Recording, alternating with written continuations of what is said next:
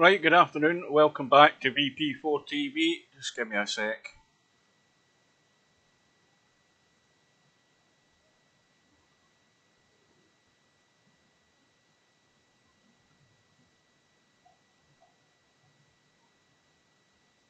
I've got this all set, Steve.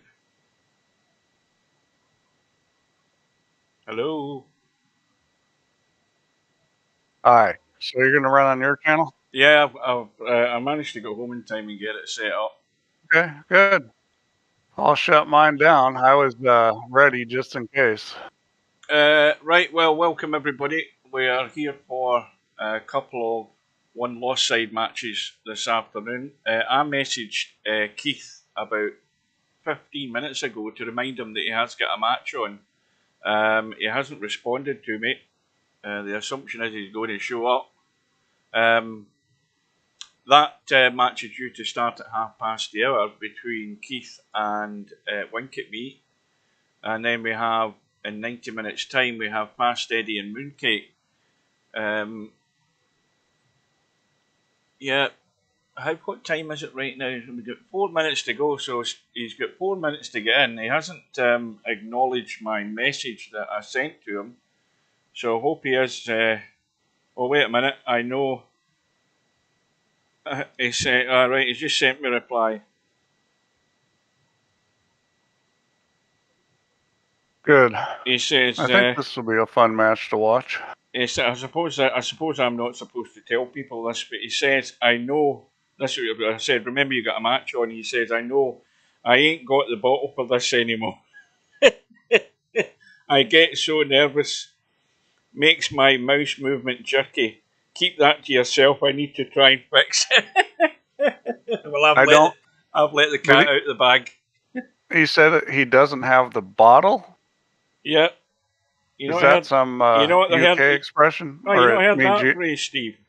You're not drinking anymore? Is that what that means? No. It's how would you say it in the States? You've got the cojones. You've got the cojones. The nerve for this anymore. Well, yeah, that's one way of putting it.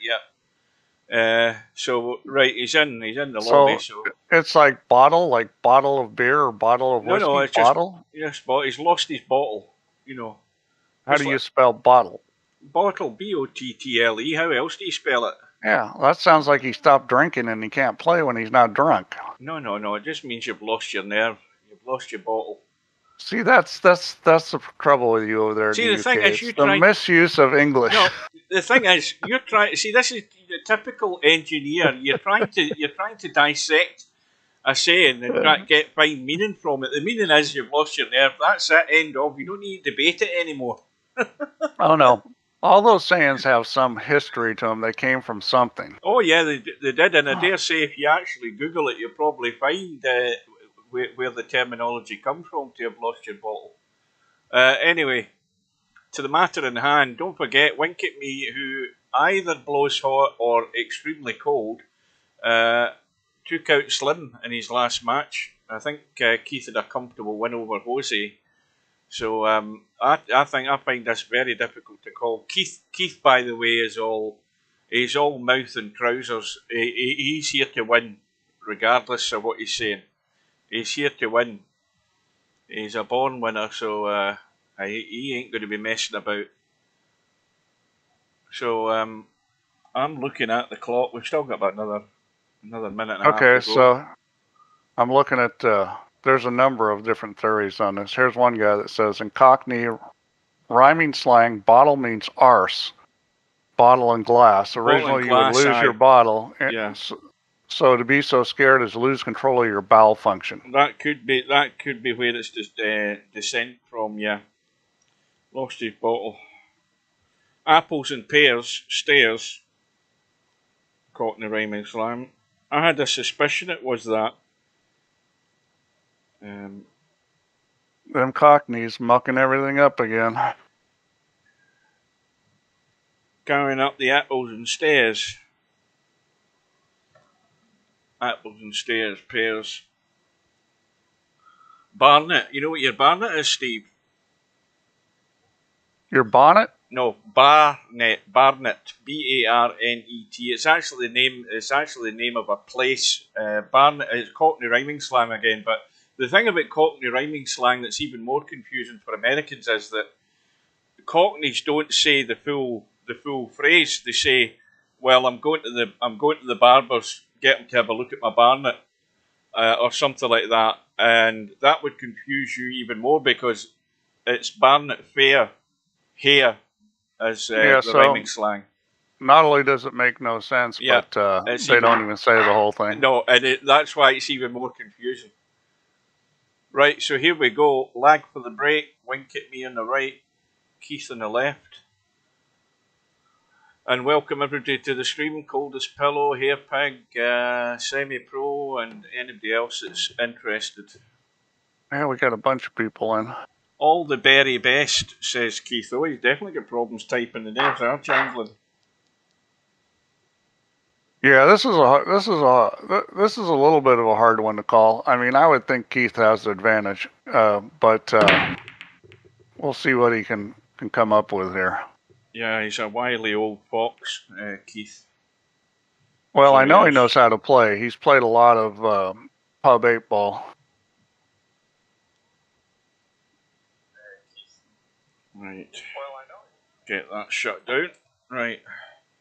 I'll just monitor the stream, see how good or bad or ugly it is.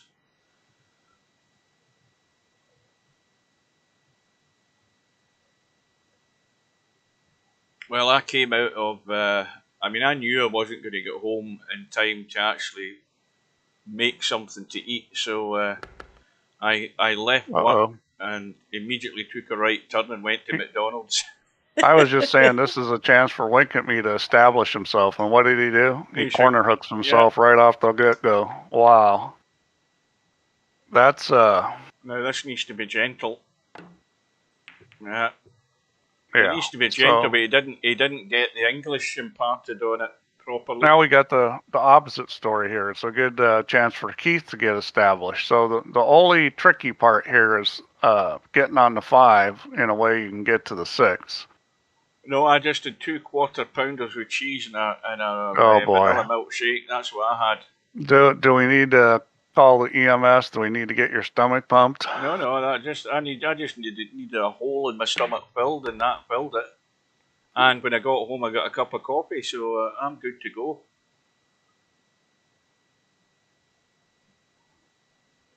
Right. 4 ball. Let me look at that 4 ball. That 4 ball is absolutely bolted to the rail. This is tricky. Not only tricky to pot the 4, but to hold good for the 5. I mean, he's heading straight across into that 8 ball or onto the other long rail and out. Yeah.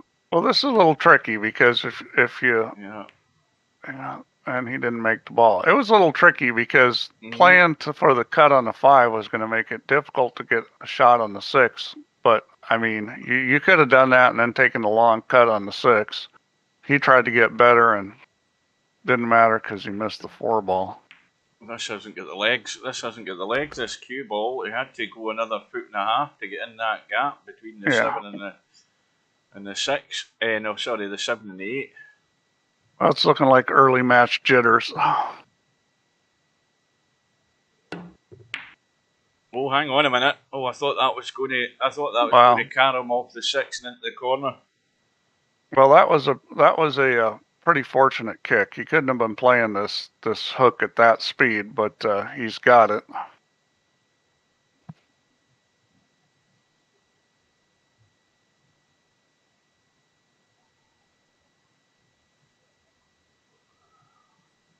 Yeah, well, this is a pretty easy to hit the ball. Can he do something with it? And he doesn't hit the ball. Did he not catch a hair's breadth? I don't think so. No, he didn't.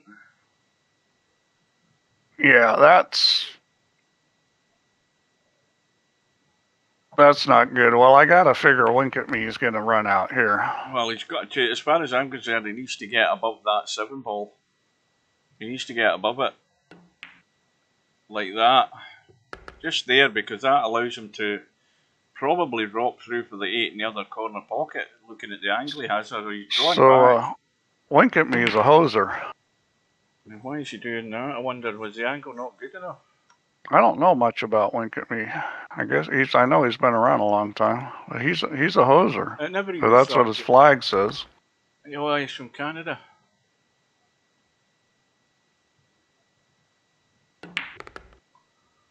So first blood to Winkatme. Now let's see whether these guys stick with the same break all match. He's going straight left and dry. And this looks like a little roll through for the two on the opposite side. The angle's perfect for that. But again, you've got to go through far enough in this two ball so that you're dropped down for the three. Well, he's just gone a wee bit too much. Just a wee bit more that just has you then thinking a bit more here. Now, they want to hold the cue ball and risk. Well, he stayed well away from the 8, so that's good. Keith's gone for the simple logo. Yeah, that's his number plate. His vehicle number plate. I think that was his dad bought that for his birthday as well now.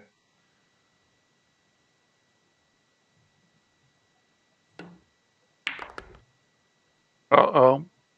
Oh, yeah, I think he's cooked it.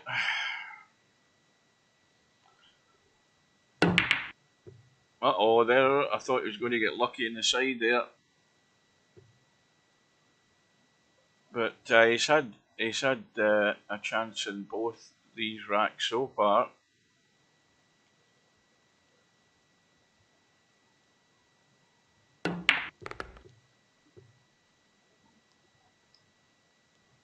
Well, I mean, that's not a good start for Keith. Although that kind of mistake with the cue ball is easy to make. The hardest thing to control, the hardest aspect of cue ball control is speed.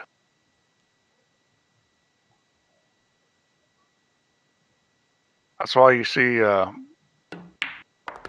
pros be real careful with speed sometimes. You know, they get the ball on line really well, but speed is the trickiest part.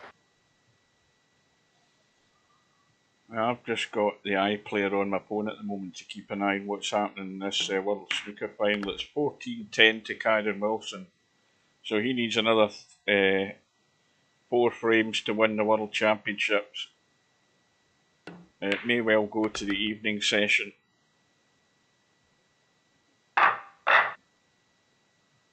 Yeah, and in more important news, my buddy Oscar lost in the finals yesterday in the Scottish Open. Who beat him, Steve?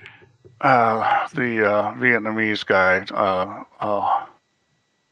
Huang, Duoc something Huang. You know, he's the best Vietnamese player. He's a pretty good player. He's done well in a lot of tournaments.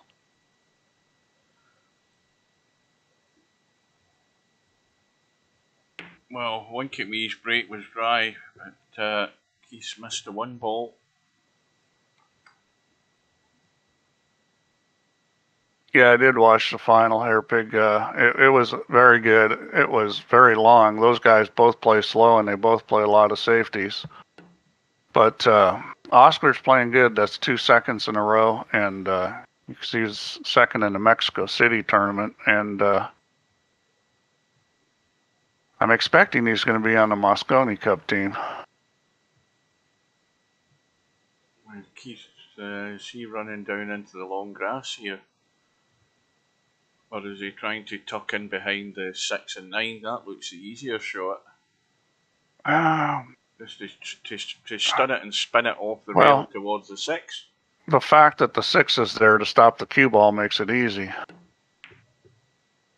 And he decides to not do that, and he's probably going to leave a shot. Yeah, he's thrown all his eggs into one basket here because I believe he played the bank there. Obviously played to get down onto the 2, but it was far easier to duck. Sure. If the 6 ball wasn't there, that shot's kind of dicey too, but with the 6 ball there, it makes it really easy. And that's something players should always look for. You know, if they got a chance to play a shot like that where you're having to spin the ball, draw it and spin it to get safe, but you got a ball to stop it, I mean, it makes the shot pretty easy. Well, winkatme just has to bide his time if Keith's going to keep doing this, where he's decided attack's the best form of defence, but he's firing blanks at the moment. So, have you noticed, Hugh, that VP players are cat people? We've got a lot of pictures of cats. We don't see too many pictures of dogs, but we see a lot of pictures of cats. You'll never see a picture of a cat in my profile. No. Well, definitely not. I don't know why. I don't know what the fascination is with having a picture of a cat. Well, but that's because that's their pet. That's what they're showing. Well, if I caught the cat that I saw last week that was taking a shit up in my back garden, then it wasn't. I mean, my back garden's not even soft soil. This thing just couldn't be bothered to shit in the grass. I think he's hooked himself. Well, it's jumpable. It's not a lot, but it's. I think you'd be far better just tweaking this a little bit and trying to spin around this 9 for this 7. Oh, I think you got to tweak it some, and I think you're right. It's so slight that I think you can just hit it with I don't know why top right, and it'll probably go around it. Yeah, I don't know why there's all this faffing around. In fact, I think he can get that clean. Yeah, he's doing it now. You might as well have a go at it. Is it going to get off the jaw? There you go. Yeah. Commentator's right. I didn't think he could even hit it with that little English, but he was able to. Yeah, well, Keith, you better come up with something a bit more solid. This all-out attack business is not always the best remedy. Actually, I'm planning on working on it some more. Just not now.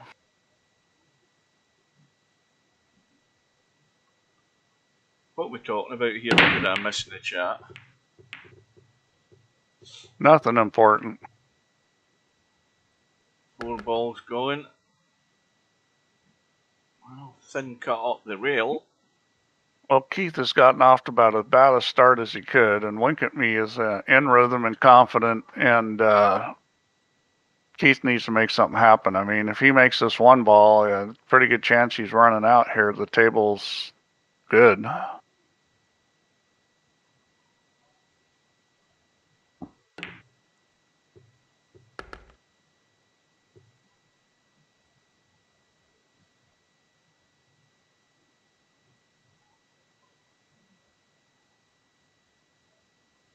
Well, this is just mind what you're doing with the cue ball and you should be out. It's just a fairly obvious thing, this. I mean, 5 ball you can get at clean and get out behind the 7 for the 6. So there's been some pretty good Canadian real-life pool players. Yeah, he's got enough angle to stun this in and go along the short rail and out.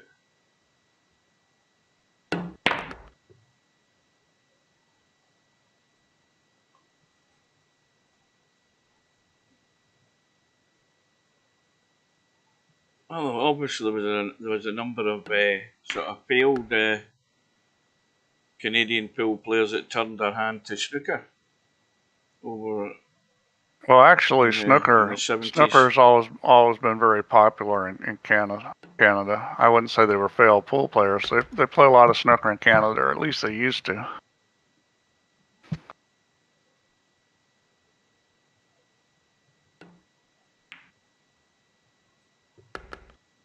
Well, Keith is backed into a corner now with his early strategy. He's now 4-0 down, and I don't think he wants to. I don't think he wants to get into a duck and dive game. He's just going to go all out attack.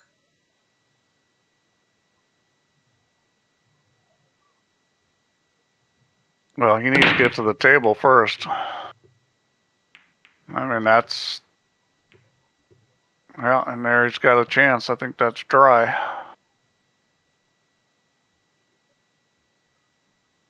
Yeah, but he's sitting just. This is just awkward. Well, this is doable. You can go down to the end rail, long rail between the 5, come back up end rail, and then out for the 2. So if you're going to run that line, you got to come off the other end rail because you'll never get the speed right otherwise. And this is what he's doing, but he didn't hit it hard enough. Yep, well, but he might get lucky. Yeah, he wasn't on the right line. But, you know, this isn't bad. He's got a pretty good safety. I banked the 2 into the 9 and put the cue ball on the 7 because you get a free pop with the 9 ball, and it's a pretty easy safety.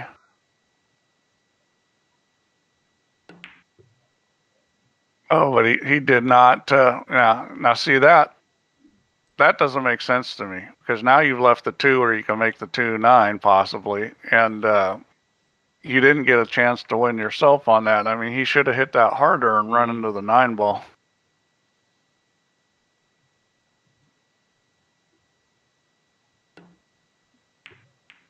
Yeah, and he didn't get the snooker, and he's lucky he didn't lose that game.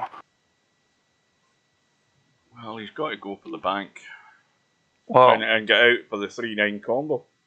You know, one way you can get your nerve back, Hugh, is get down 4 or 5-0, so you're like, crap, now I don't care. That's one way to get your nerve back. Watch this cue ball though. I think he's okay. Yeah, well, he's got a shot at it. Yeah. Notice Steve is ignoring the question. Where's the question? I don't see the question unless it's way up in the chat. Yeah, I don't see it. I'm going to look at. Are you making more physics updates? Asked Semi-Pro. I've seen it there. I think I already answered that question. 4 balls going in. Oh, so he missed the combo then. I was too busy looking at the chat. I noticed Keith's got a rack in the board. Oh, he made a combo. That was Keith shooting. Oh, it was Keith shooting. I'll say that again. Keith, it was shooting. Boy, this is tight. He's going to try to hold this. Let's see if he can do it. I think he can make this. It's just a tricky though. Nope, he didn't get it. I mean, that's got to be frustrating. Really good break. Table would be perfect except for like an 1/8 of an inch there where he couldn't get to the ball. That's got to be very frustrating. You know, he probably should have just played safe there. He took a chance trying to shoot that. I thought he could make it, but no, it was too tight. It wasn't even close, and you're not going to get back in the match giving up tables that look like this.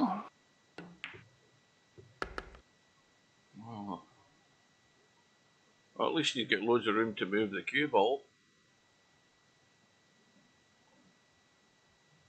Semi-Pro, you never answered the question of why you're calling yourself a tool.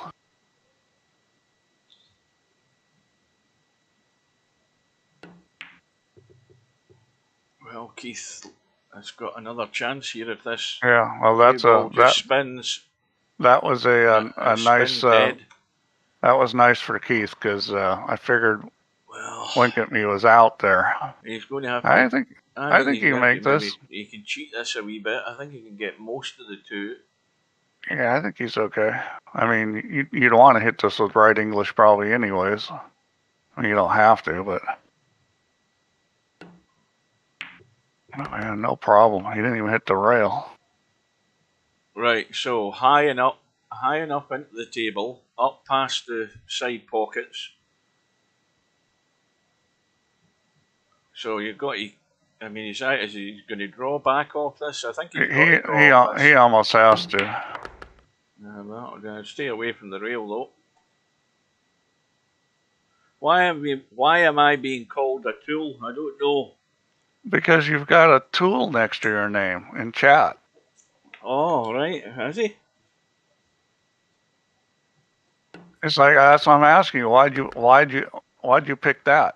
No, a Semi-Pro's got a spanner next to his name. Yeah, it's a tool. Or as Americans say, a wrench. Yeah. So, but in general, that's a tool. He's basically calling himself a tool by using that thing. Yes. Oh, right, aye, that's right. He is. He's an admin on the YouTube channel. That's why he's got a tool. Oh, is that what that means? Yeah, Wow. that was to deal with stub. Right, well, Keith's back to within 2 and can't buy a ball in the break again. Yeah, and this is a pretty easy safety here. I can't imagine he wouldn't play safe. That 4 ball, well, that's fine. I mean, I thought I was stuck to the 7, so there's no problem with the 4.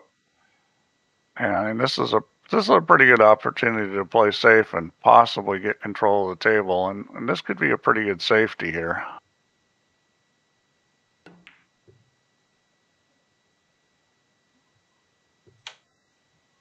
Well, and it is. I mean, he can kick behind to get to it, but I think you might want to put speed on this one because there's no soft kick that's going to get. well, where's safe. he kicking behind? He's got to spin this with right English off that short rail up top. Yeah, he's going to have to spin it, and I think he's going to want to hit it with speed. This is basically the point where you're trying to get lucky.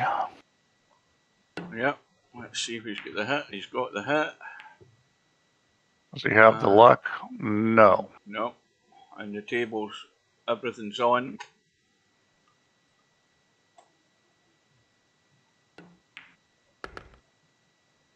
Yeah, and things have not gone this Keith's way this match, but he's hurt himself too. I mean, the fact he's only down 2 right now is good for Keith. It could have been worse. Oh, there's a mistake. Nice. Well, you see, the problem with this shot is you've got to let this cue ball run to get back out for this 4 and well past the 7. You almost got to shoot this in the corner. Mm-hmm. Yeah.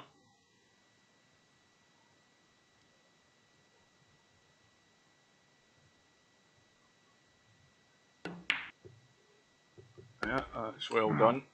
Yeah, good shot there. Good recovery.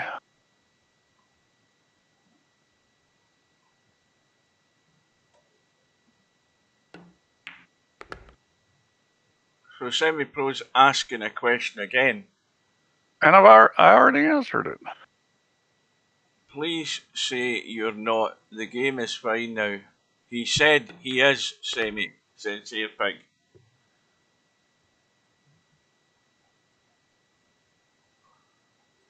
I never heard Steve saying anything because I wasn't listening.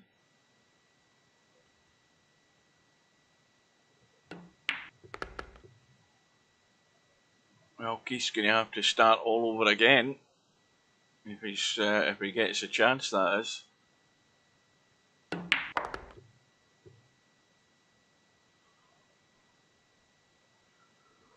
Yeah, from what I've seen so far of Winkatme, he plays pretty good, but he does make some mistakes with the cue ball sometimes, and he does miss some shots sometimes. So I mean, Keith's going to get chances. He's just going to have to play better.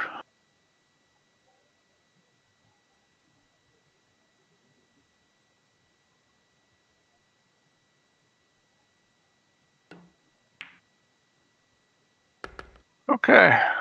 Well, now it's 5-2.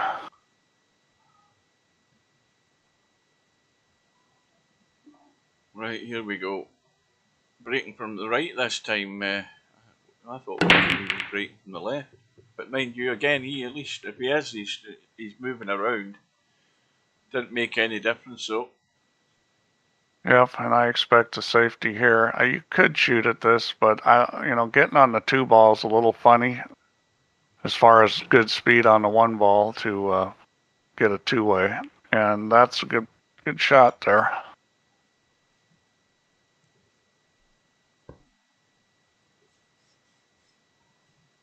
Well, 4 ball goes past the 6 if it needs to. So if he hits this at the right speed, he's got. Oh, he was able to twist it. And I think he's going to be locked up again right here. Oh, I think Keith's going to be going for this. He's cutting the 1. He could shoot this. It's a little touchy. You got to go between the 3 and the 7. And see what he does here. And he's done that. And this is the problem with this shot, is you're always going to end up with this angle, which, you know, you got to know that up front, that this is what you're going to have. You're not going to get much better than this. And this is doable. I mean, I think the shot should be a real standard shot that nobody should be missing, but I see it missed a lot. Well, that's well played. Yeah, that's very well played. Now, can he get behind that? Can he get behind that 9? I think he can. Yeah, and a bit of spin on it. Welcome to Azad and Potman. And he's on the high side, but that's fine. He'll just be going to the other end railing out.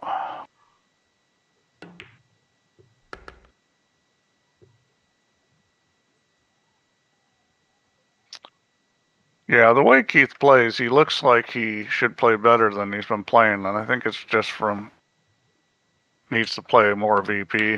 Well, that's what it's all down to, is the fact he hasn't had any table time of any great length in the last 3 years. Well, you know, the way he thinks, the way he moves the cue ball, as far as, you know, the kind of spins he puts on it, the tip positions he uses, the patterns he plays. That needs to run. You know, it's all pretty good. Now, that was a mistake, and part of it was because the 6 ball went in the fat side of the pocket. Yeah, he's going to have to bank this, or is it a wild thin cut? Yeah, he's banking it. That'll do it. That's perfect pace. That's exactly the pace you want. Give it every chance to go in.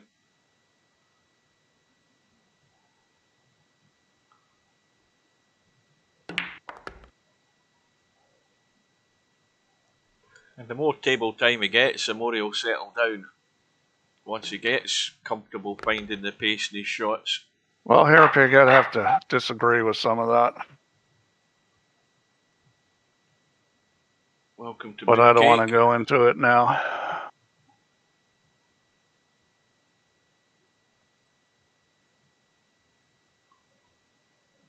Right, so trailing by 2.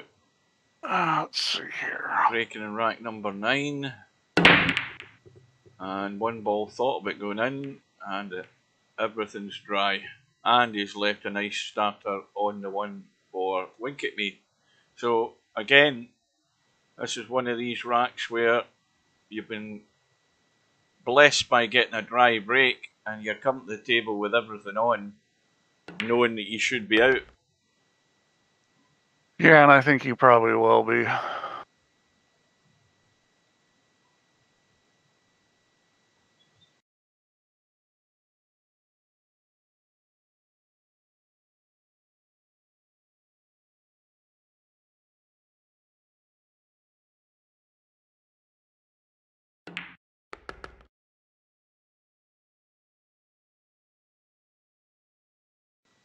This is going to be tricky.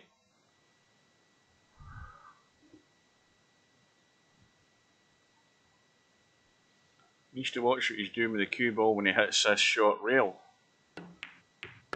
Well, that now I think he get down and dirty there, and he definitely played for the billiard onto the 9 there. I think there's no way he didn't, because you would have stunned that in so that you're avoiding the 9, so you can go to the short rail, get back up the table. I'm sure that's what he played the 9 there. He played a 2-in-1 shot. He might live to regret that though.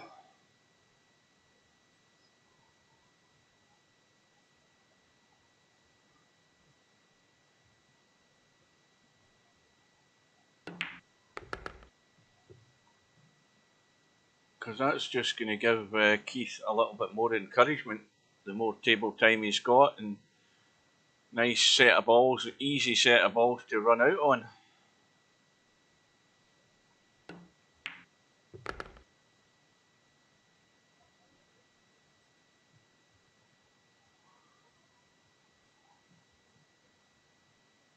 Well, he's just got to get a hold of the cue ball again here.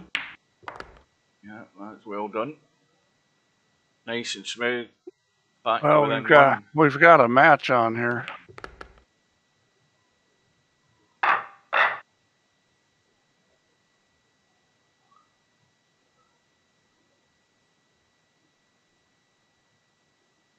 Off for my chicken dinner, Cobra says. Well, enjoy.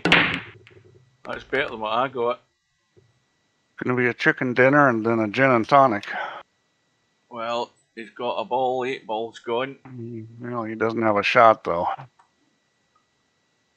Now. Well, you can push up table because with that one ball sitting is a dicey shot. What's wrong with having a kick at this one ball? Banking the cue ball.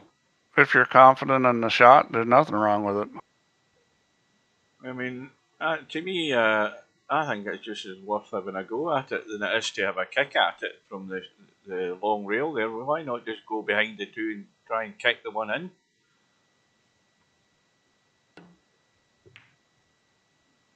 Well, I suppose. Why would you could foul? Well, he hasn't got to the rail, of course. It just dawned on him. He hasn't got to the rail. He should have done what I said. I had a bank at it. I would have had a go at the bank there. Well, I would have had to go at the bank before I shot that shot, but or I would have pushed out before I shot that shot.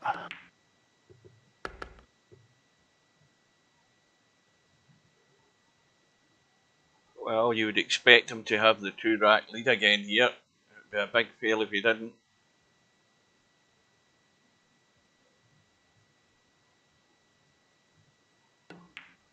Yeah, well, I know Keith knows better than that. I mean, it's amazing what happens to people when they get matches. He had 2 options, at least, better than the one he played.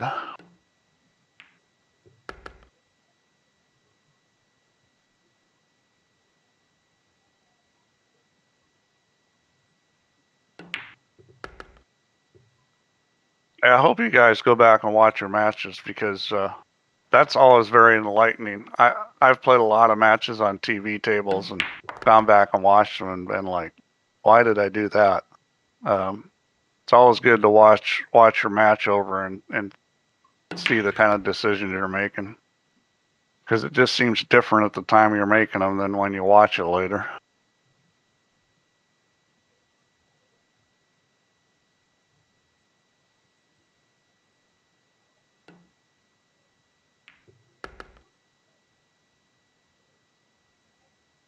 Well, winkatme's going to be halfway home pretty much.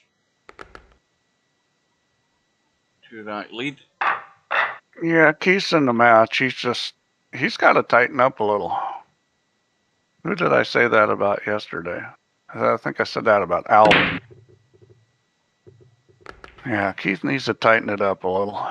Well, something dropped in the side. Yeah. I don't know what it was. Neither one of these guys have much luck with the break. When they do make balls, they don't have a shot. 6 is gone. So let's see what he decides to do here. Me, I'd be pushing here. There's nothing good is going to come out of thin on the left side of that one. I would push up into the top left-hand corner as we look. Okay, so now he's got more of the one, but is this really any better? I'd have went there. I don't like that push because all he did is give himself a little more ball, but I don't see where that makes the safety easier. That's where I would have put it up in the top left-hand corner, let him see the shot onto the 9 ball. And this is what I expected. He's got it back, and now what's he going to do? Now he's playing the shot he was looking at 2 minutes ago. Yeah, well, he's got a little more ball, but I don't think it's going to help much.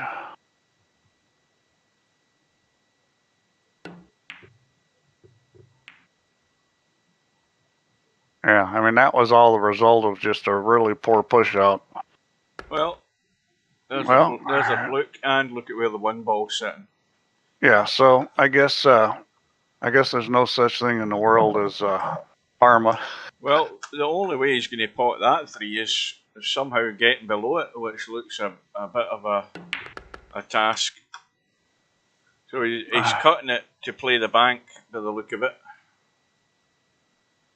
Well, at least that's a shot. That's the only shot I can see. Is he trying? I think you can throw that 3 ball in. Oh, that's never I don't know if he's going to shoot it. That's never going in. Yeah, that ball will throw in. Cut that to the rail and bank it up and down. That's a shot. as long as you miss a double kiss. But what he's doing there, I have no clue what he's doing. He's playing safe is what he's doing. Well, he's trying to fluke another one is what he's doing. That ain't it. Yeah, that ain't the safety, is it? That makes my shot choice look a lot better than that. So again, it's just keeping Keith in it when he should be putting him out of it. Mistakes like that.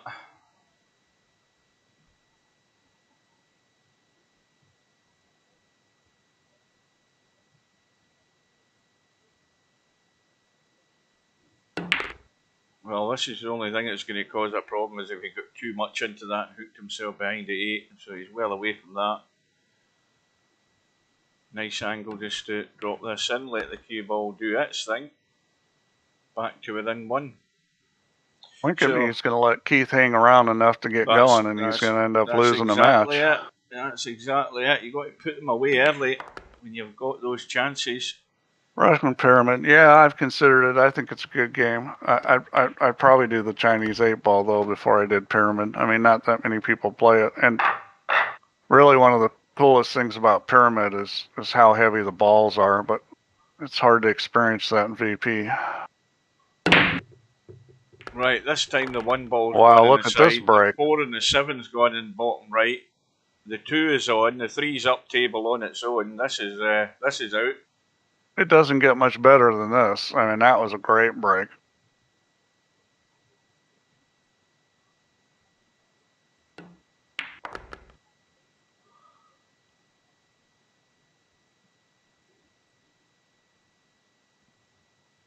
So this will be, well, I'm maybe preempting what might happen here, but it'll be Keith getting back all square. The alarm bell should be ringing for winkatme. A couple of racks have gone down the pan.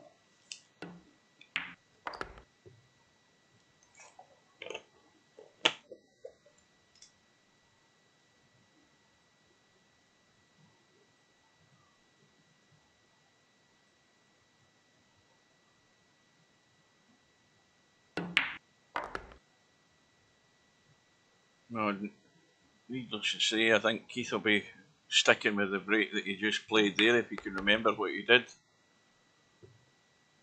So my favorite Russian pool player and off the red was a Pyramid player, by the way. He's a Pyramid world champion, and that was Evgeny Stalov. He came to the U.S. and played pool, and it was a pretty amazing watching him play. His break was just phenomenal. Now this should be a good safety. Get this nice and thin and back up to where you are right now if you can. Got to be thin to miss that 5 ball on the way back.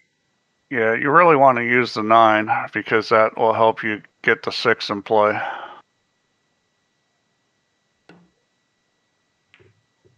You got it too thick. No, you didn't get the 9. But he's not left anything on. Yeah, you had a choice to hit it thicker and try to get to the 3 and use the 3 and 7.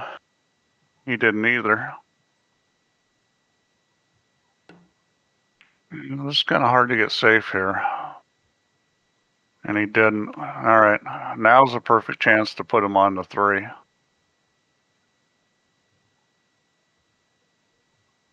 He's not gonna. He's gonna use the 6. That's a better shot anyways. It's just much easier.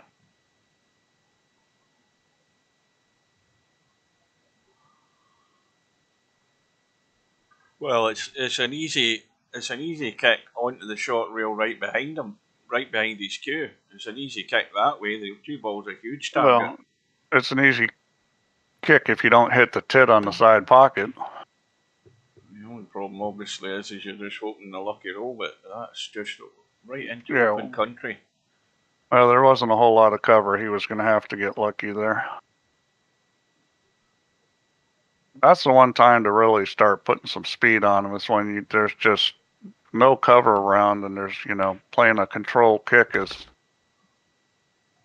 difficult. I mean, if you're Efren and maybe you have a few more options, for most of us, we're going to hit that hard.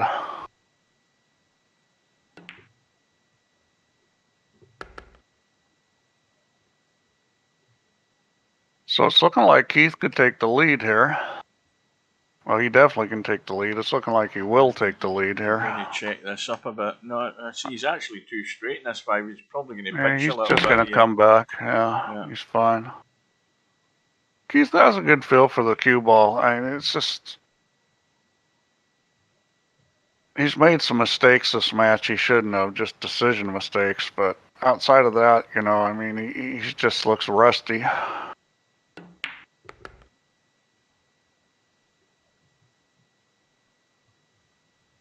I definitely think he's one of the contenders to win this. I mean, I know he hasn't looked like it, but if he gets rolling, he's got enough game that he could challenge for the championship. I'm going to say that, and you heard it first from me. Well, I mean, he has a pass. Oh dear. Well, that was Steve. That was Steve. Nothing to do with me. Talking too good about Keith. Oh, that's brutal. Oh, sorry, Keith. That one hurt. That one hurt. Watch the cue ball. Watch out. Oh, boy, that almost went in the side pocket, or if it hit the tip, that wouldn't have been good either. Wow. That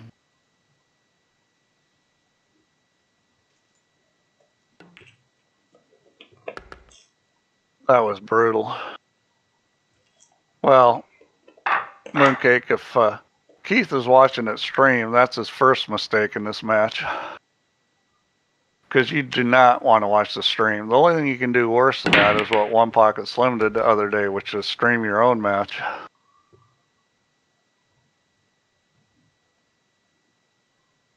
I'll answer that, semi-pro. If you thought that was a good idea, it would have been in right from the start.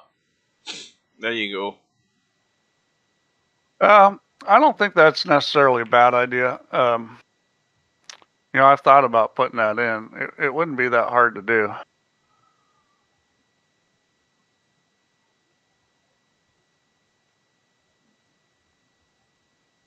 You know, what I probably do is restrict it to players that are have a certain number of hours or games on VP. You know, so it'll mostly be people that have played a lot. I mean, I've already got a way to do what I call a quick tournament, which I set up for the mods so that it wouldn't be so complicated to set up tournaments. So that means it'll just be Bill and Spectre Don that can make tournaments then? No. Because they play a lot. No, it won't be you have to have 100,000 hours or more. But, you know, some reasonable things. So it'll be, you know, the people that have played a lot, because they're not going to do stupid things. I'd say the adults, but Stubb is probably included in that group of have played a lot. I don't like the angle that he's sitting in this. I don't like this angle. Yeah, he's going to have to bump the 5, this is a route to trouble here, this, by the way. Well, I would hit this with enough speed to get the 5 off the end rail. You're either going to bump this easy or you're going to hit it so the 5 goes off the end rail. You got a choice there. That's why he's sitting there scratching his head, thinking, why the hell have I got myself here? And how do I get myself out of it? It's not that bad. Well, that's worked in a way. You just had to pick a speed that was going to work for you. Worked. Now this you hit it hard enough that it works. Got plenty of room past the 6, so all is good at the moment. Yeah, plenty of room to bounce it off the 6. Yeah, he's fine here. He's going to have to spin this. You don't want to hit this too hard. You want to use the spin to bring it over. If you hit it too hard, you could miss it. Oh, he's going backwards. Okay, that's okay.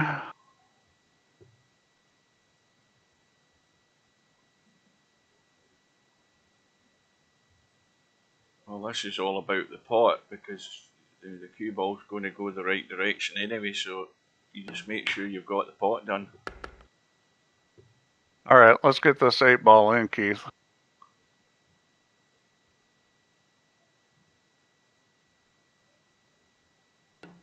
The old VP4 bailout. That's right, Larry. You said it. Well, you know, you shoot that shot in real life some, but it's not the preferred shot. You know, if you could go forward there, it's what you would do. Now, the reason Larry's here is because he's lying in wait for a victim from this match. That's why Larry's here. And there it is again, another dry one. These guys have two things they do on the break. They either break dry or they make a ball and leave themselves hooked on the one. 7 apiece. Who's going to win? Or who's going to get a better luck in the break? Get the odd run out here or there between now and the finish line.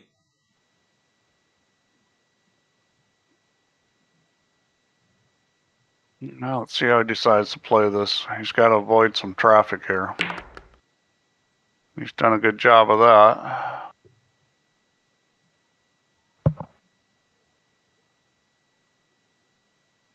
Well, this should just be sort of dead weight so that you're up over to the right for that 4 ball into the top left. But yeah, you're a wee bit higher than that. A wee bit higher than that, though. Rich X. I don't know who Rich X is. He's a Russian guy? Who the hell is Rich X? I don't know. Well, as long as it's next Sunday evening at 7 o'clock, semi-pro, I've got no problem with it. Not 8 o'clock and not 8:30.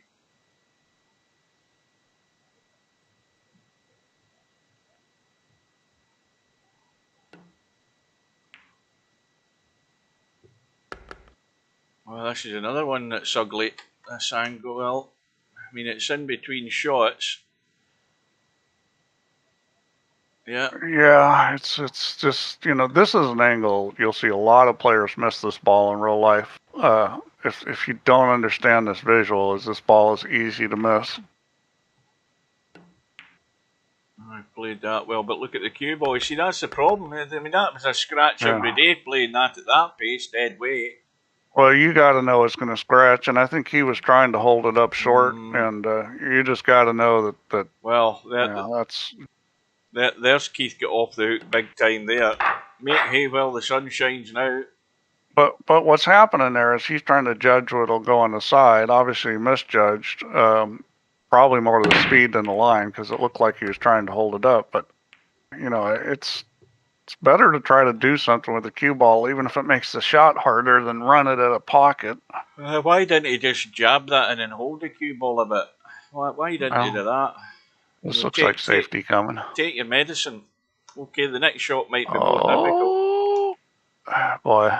Oh, I don't know if he's trying to get it where he could play a combo on the 9, but that could be a nice play as long as you don't leave a kick. So, you know, he's going to kick at this and probably sell out. I mean, you got to get lucky here.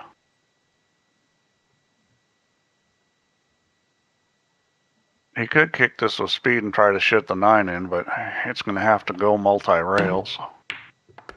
No, that's not going to count.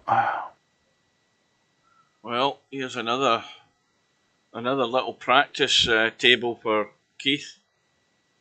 You're just having a quick look around to know where he's going. Know where you're going before you move. How many times do I say that? The key here is getting on the 3. Yeah. And how good you are on the 3. He's already out of line. Yeah. That's not where I would have put the cue ball. I would have had the other angle on the 2 so I could come back and shoot the 3 in the side. Now he's going to take a risk here, isn't he? He's going to start running this cue ball and hope he gets lucky here, is he? I mean, that made no sense. That makes no sense with ball in hand to have to shoot that shot on the next shot. Well, and he's hooked himself. The inevitable has happened. But that's all from, you know, I just don't get that.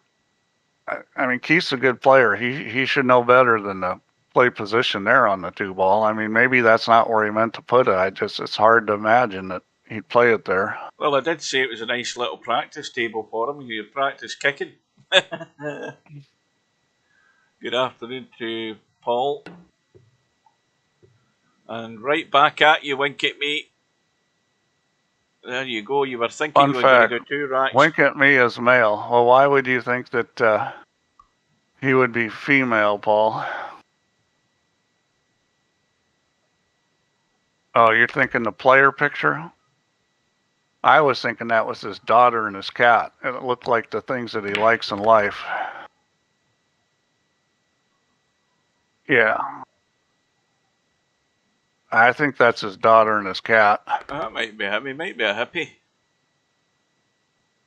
Either that or he's the cat, and we got a cat playing VP4. You think it's a male cat, Paul?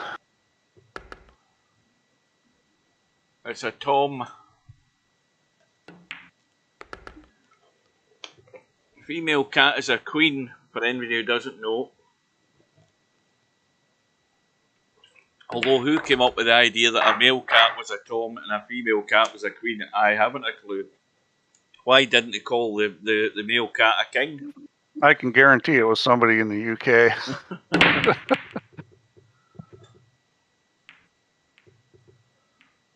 I think that was dry as well. I didn't see anything go, and it didn't. Nope. And we're at 8 apiece. I mean, this looks like it could be a hill match the way it's going.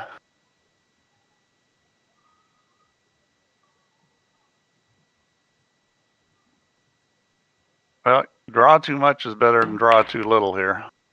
Oh, this needs to get legs. Yeah, see, I would always look at especially in VP, at drawing that, past it to the end rail, because this is the side you don't want to be on. The old VP4 escape route. Just a big deep draw. Oh dear.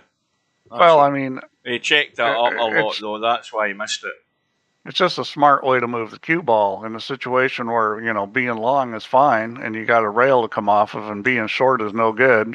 It just makes sense to put a lot of draw on that. He had loads of right English in that shot there. That's why he missed it too. And you see how that came away from the rail quite a bit. Just stayed enough to go into the pocket. I mean, the reason this kind of stuff's important is because they would have named this game A Million and One Ways to Screw Up Your Run Out if it wasn't so long. You got to pay attention to all those details if you want to be a consistent run out player. Now, here's another teaching an American Cockney rhyming slang lesson for Steve. Remember what I said earlier, Steve, about Barnet? You call it your Barnet fair, that's your hair, right? What about your plates, Steve? That's a mistake. I mean, you must have some size of plates. Yeah, it's more gibberish from the UK. Right, so it's actually if you say something like, "Oh, my plates, they're aching," your plates of meat, your feet, that's Cockney rhyming slam. Your plates of meat. Well, he's going to try to jump it. Good luck with that. Yeah. He didn't get there. Well, that's one less ball that Keith has to pot. Well, the first guy that stops making dumb mistakes is going to win this match, because we've seen a lot of them. Quick question for the players in here. Well, the only time I used that drill was when I did that, when I was looking at that drill, but it was playing me a shitty house cue and I gave up on it. Well, I've tried it. So Keith back into the lead. Is he going to turn the corner here? The thing is I don't think it's really the house cue. It looks like the house cue, but I don't think it is. Oh, it plays like a house cue. There's nothing in it. Are you sure? Oh yeah. It feels completely night and day. Yeah, night and day. That's why I said it feels totally weird. I could probably fix that. Of course, you probably wouldn't do the drills anyways. No, You're the only one I've heard complain about that. I've never been near the drills. Tactical geniuses don't need drills. Yeah, That's for numpties to learn. So what that basically means is you know everything, but you can't execute anything. Exactly. That's exactly it. I know my limitations. No, you can't. No, that lesson I went in to try. I didn't have my own queue. I couldn't see any way to get my own queue to do it. So that put me off it straight away. You know why that is? Because because they're online and I don't know. I haven't a clue why it is. I don't believe it's like that. I believe it does use. Let's see, what does it do? Well, that's killed this chance of running out. I don't know. I'll have to load them. They're not. It's not online, and I believe what it does is. Well, you made sure it was up fully scratched. I believe it may look like a house queue, but it's not. I'll check it. Well, he might actually be glad that that's what's happened there. He brushed the 4 in trying to hit the 3, and he scratched the cue ball on the side. But it still forced winkatme to when I go at the combo, but now the 3 ball is going to have to be cut or banked. Now, is this going to catch some of the 9? It might not do him any harm catching some of the 9. Yeah, or he could really double kiss scratch off of it. Yeah, he needed to roll the cue ball forward there.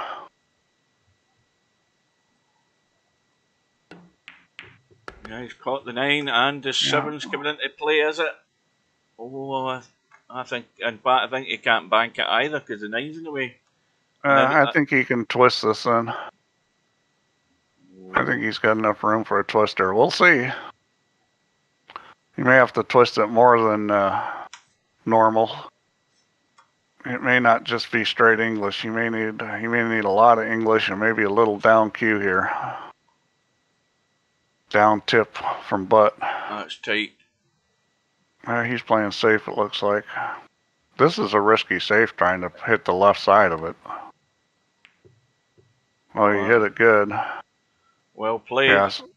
See, like in real life, I'd almost never shoot that shot. I'd be too afraid I'd hit a little fat and then right into the corner pocket. See, to me, that's as good a shot as anything because, you know, it's difficult to hit this 5 ball as thin as you want to keep it there. The odds are you're going to hit this thing. No, I'd bank the 5 and use the 7 ball as cover. Yeah, I mean, I think he's got to go for the bank. I'd hit the 5 with a little bit of right English just to kind of kill the cue ball a little at pocket speed and try to use the 7. Either that or I just wouldn't care about it and I'd just hit it however I wanted and be confident I was going to make the 5. And that's what he does. He just goes for it. And that's the problem going for it is if you don't make it, you're going to sell out. Here Pig says, trying the drills by clicking on the drill doesn't do anything. You're not doing it in the external browser, are you? Well, do you have offline? If you have offline, it's supposed to open up offline and play. Otherwise, it just downloads the file. Well, you can drag and drop it in offline. But it should have opened offline.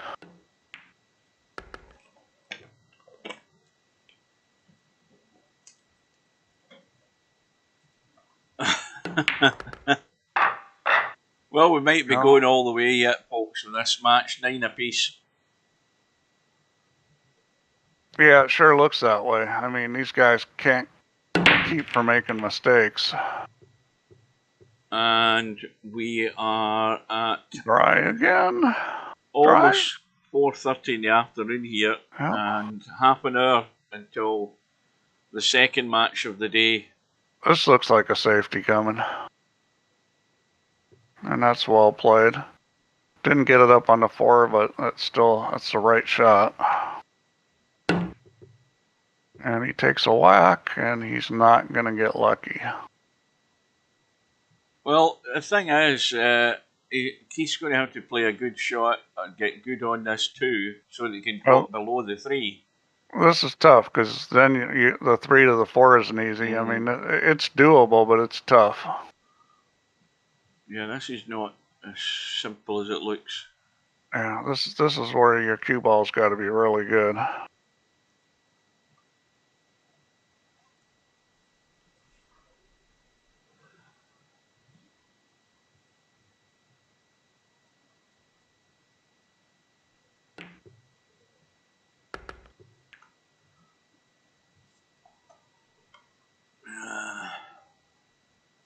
Well, he's going to have to draw this because he's really got nowhere to go. He can certainly get below the 3, and no doubt about that. Yeah, 3 to 4 is going to be interesting. We'll see how he gets on the 3. He might even try to run into it. We'll see.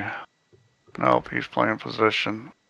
And that was pretty well played, but he's going to force this. This is a lot of top, come off the 8 ball, and then you just hope you don't scratch in the same pocket you're shooting a 3. Yeah, it looks as if the cue ball wants to come off that 8 and head that. Oh, it went into the side. What a shot that was. Yeah, he was able to play it on the side, and that's a wonderful shot. Yeah. Excellent. That looked narrow getting that in the side, but he didn't mess about. Now he's showing a little bit of his savvy.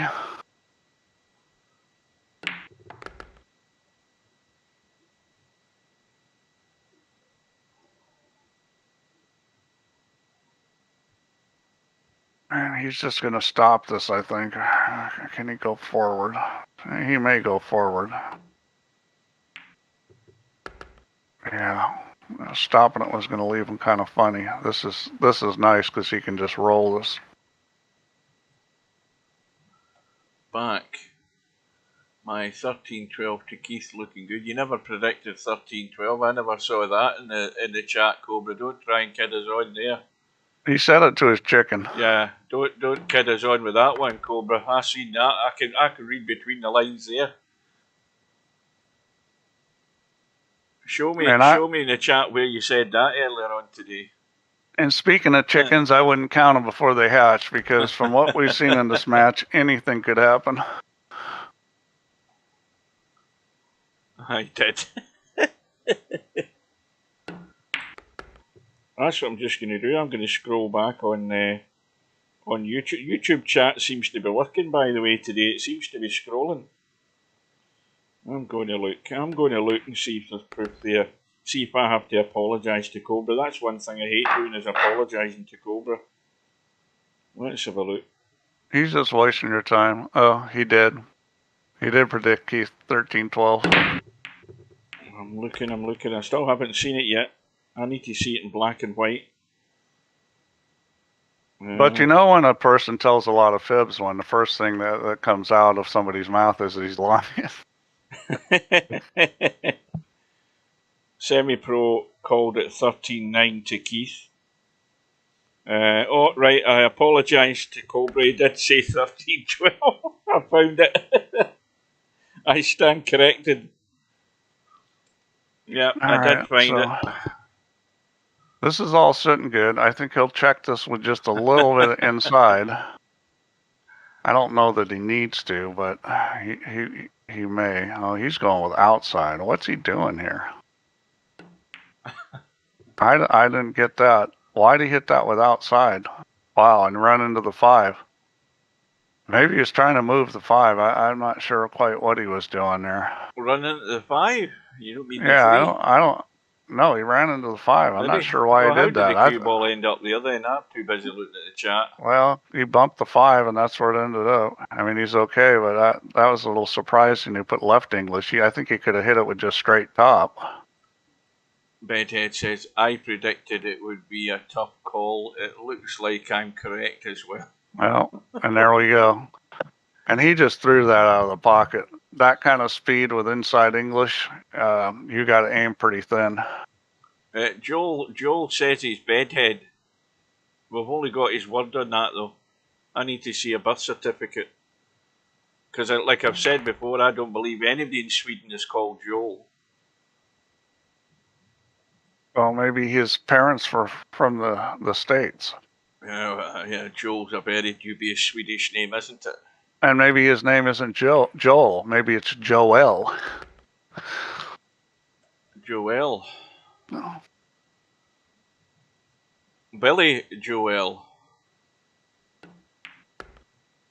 Right, where have we got now? Well, Keith's in the lead, but only for a short time here. Yeah, Keith. Who's going to blink now? I mean, Keith could have hit that 3-ball a lot harder. I mean, he had room the way he was killing the ball. So, for any latecomers, we have Fast Eddie and Mooncake coming up in 25 minutes' time. Yeah, you Filipinos, you don't waste anything. You probably would eat it. But it's not Jowl, it's Joel. You get pig's cheeks, don't you? Well, let me tell you what. Yeah, I got a lot of Filipino friends, and eating Filipino food is always an adventure.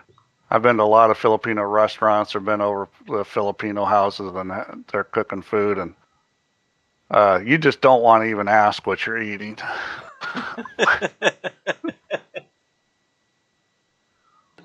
Some of that stuff makes haggis look tame.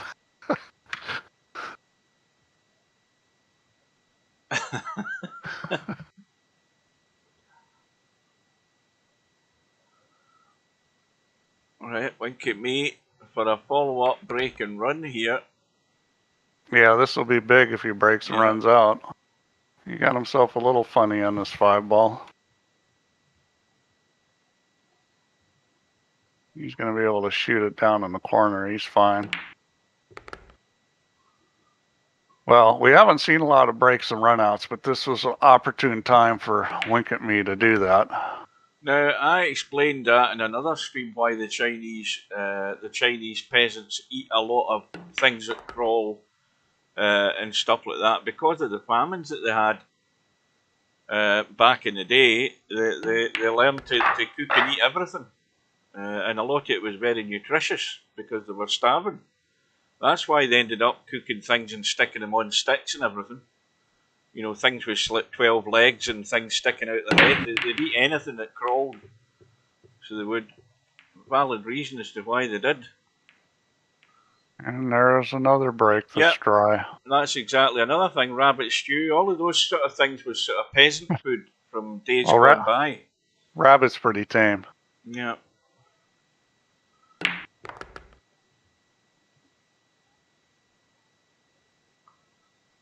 Well, Keith's now got all the work to do. He's going to be doing well here to get out with this 3-ball where it's hidden. Looking for a bump. Well, he still wants to be able to see the 3 regardless, though. Now, what does he do? Now, does he try and nick this and come around the other side of the 8 just to be cute? Or does he try and really do something? Yeah, he's not getting there, though. He's not getting there. Oh, that's terrible. Oh, come on, Larry. Don't tell me you're a communist.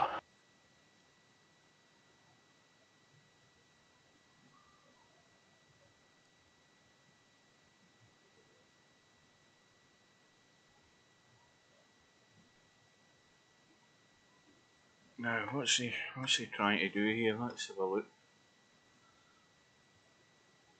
This might be trickier than it looks here. The way this 3-ball is in that gap.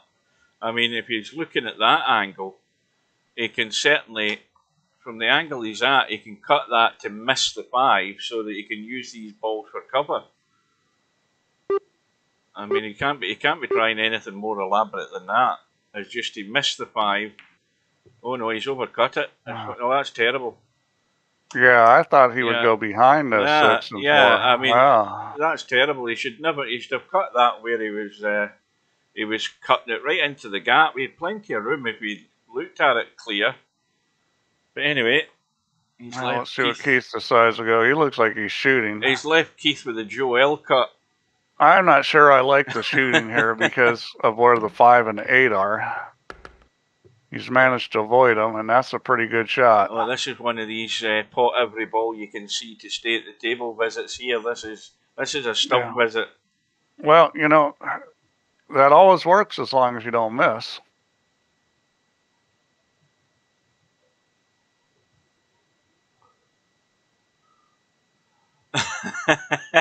Joel got it.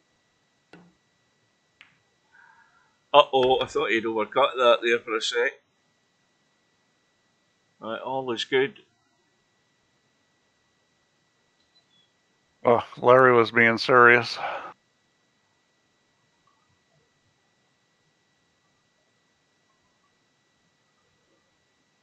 Thought you were going to tell us stalling or something like that. Uh-oh, Oh boy. uh-oh. Oh Well, boy. well, Keith has blinked, and this bank, I mean, there's no way you're refusing this bank. I mean, this bank's every day of the week.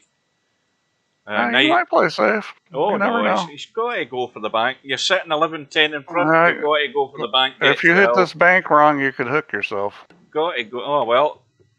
And the worst thing he's done here, look at, I guarantee Keith's going to bank this. I guarantee 100% he's banking this. That wasn't a very good choice because, you know, if you're going to play safe, there's a lot better safety plays than that. And then again, I guarantee you might not. He's looking for cover here. And that's not getting there either, I don't think, is it? Oh, it might. Yeah, that's a good shot. Yeah. That's a hard shot with only one ball out in the middle of the table. That's a hard shot, but he executed it well. This kicks in, by the way. This kicks in. Where's the cue ball going? Well, now Keith missed that. What do you call it? A sitter? Yeah. Now he's going to just fire this in like it's nothing. Oh, to hell with pressure. If I'm sitting 11-10 in front, I'm going for everything. Well, the reason I didn't like that bank is I didn't like what you had to do with the cue ball. And so much for my prediction of him firing that in like it's nothing. You just cannot predict what's going to happen now. Well, winkatme should be in the hill now. He should definitely be in the hill.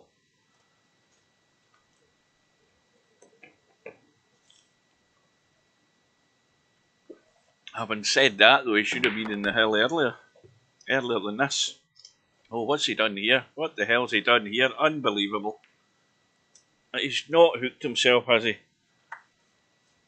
It looks like he has. Oh, for God's sake, look at this. Oh, dear. Well, it certainly isn't easy now, Larry.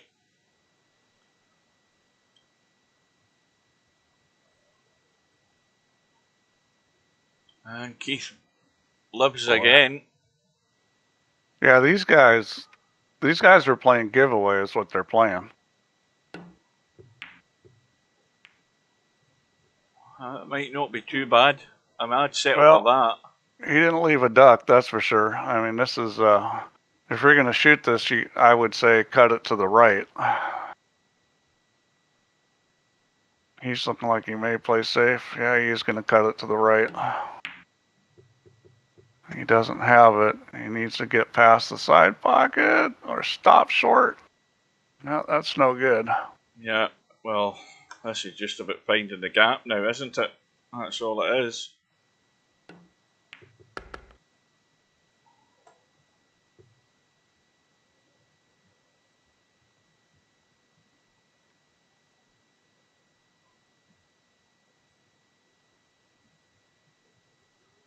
Yeah, semi-pro, that's basically losing is what teaches you.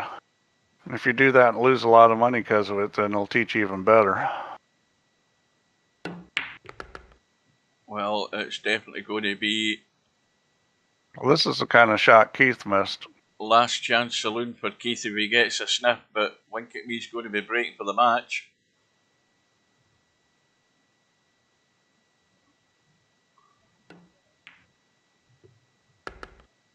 Man.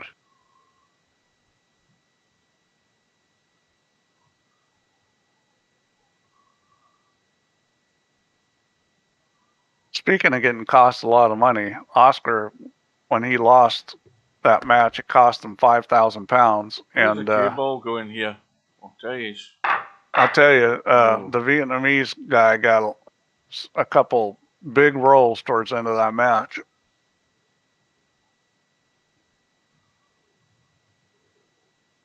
Well, how's winkatme's luck on the break in the match, in the rack that he needs for the match? Let's see. Oh, he's dry.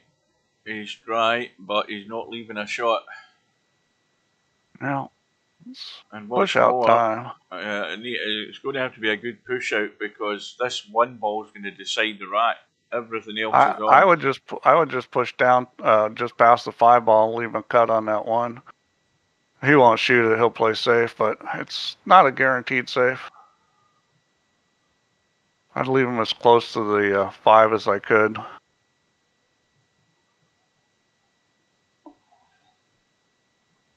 I mean, he hasn't shown me he's got a great safety game. You're going to have to give up something. It's either that or push to a kick, which... well, I would just play to the edge of the 5 ball up there in the short rail. That's what I'd do. Yeah. And just leave the sight of the... But I'd play it... Well, no, probably not, because it'd end up getting put back in. Put it on top of the 5. That's probably the worst place you could put it.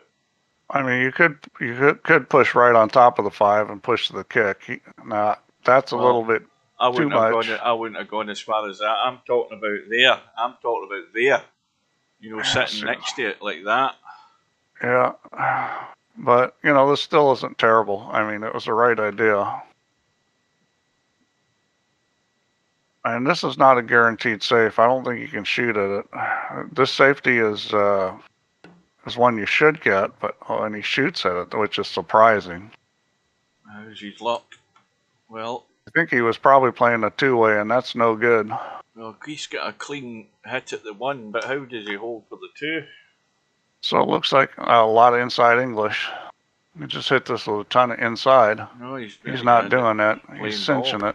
And in fact, he hasn't hit it good enough. He didn't play that the right way. You just got to hit that with a lot of inside. It's going to check up.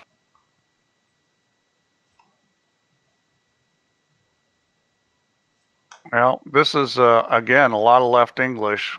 Go long rail, end rail, back to the long rail, and straight out for the side pocket. He's going to go a different way, and he's going to get away with it. Yeah, he got a lucky bump. A very lucky bump on that 9 ball. I think he'll stun this into the 7. Yeah. Well, it's come off the 7. Well, it's come off really good. I was thinking he'd be on the other side of it, but he's sitting really good.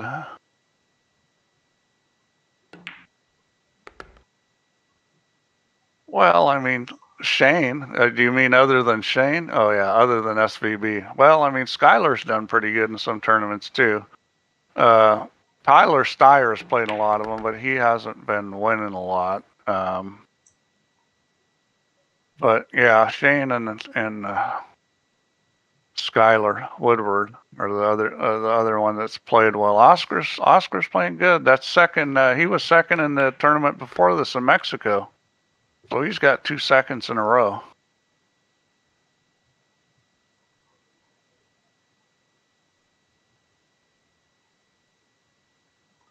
Well, how's Keith's nerve? Well, so far it hasn't been that good. Let's see what he does here.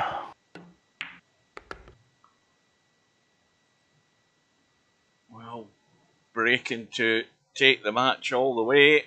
He will be.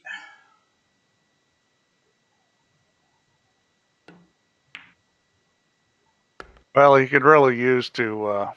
he could use that break they had earlier in the match right now. Yeah, he could really use to break and run out here. I know that's Captain Obvious, but... well, he's got a handful of balls, and he's also got a cut in the 1.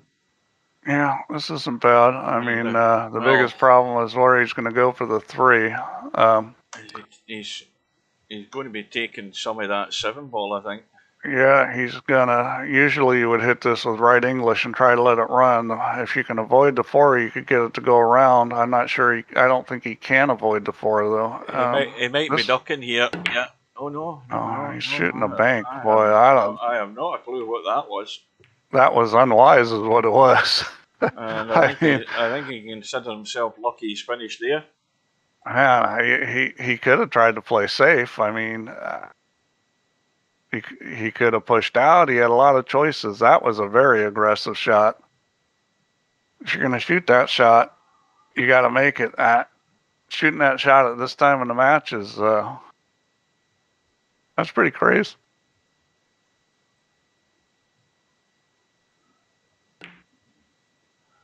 Oh, look at this. Oh, wow. Was he playing that shot? Did he play that shot? He's not that was crazy.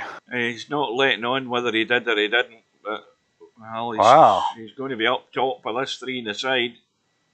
Keith isn't saying nice shot. That's funny. Oh, this 9 ball's come into play. Wow. Oh dear. That's that same mistake. You could afford to roll too far. You couldn't afford to roll up short. And that's what you see a lot of guys that are like strong B players that haven't become A players. You see them do that kind of stuff. Well, Keith's probably sitting there saying justice has been done. Well, I don't think one dumb term deserves another. I don't look at it that way. I mean, somebody needs to take the bull by the horns here and finish this match.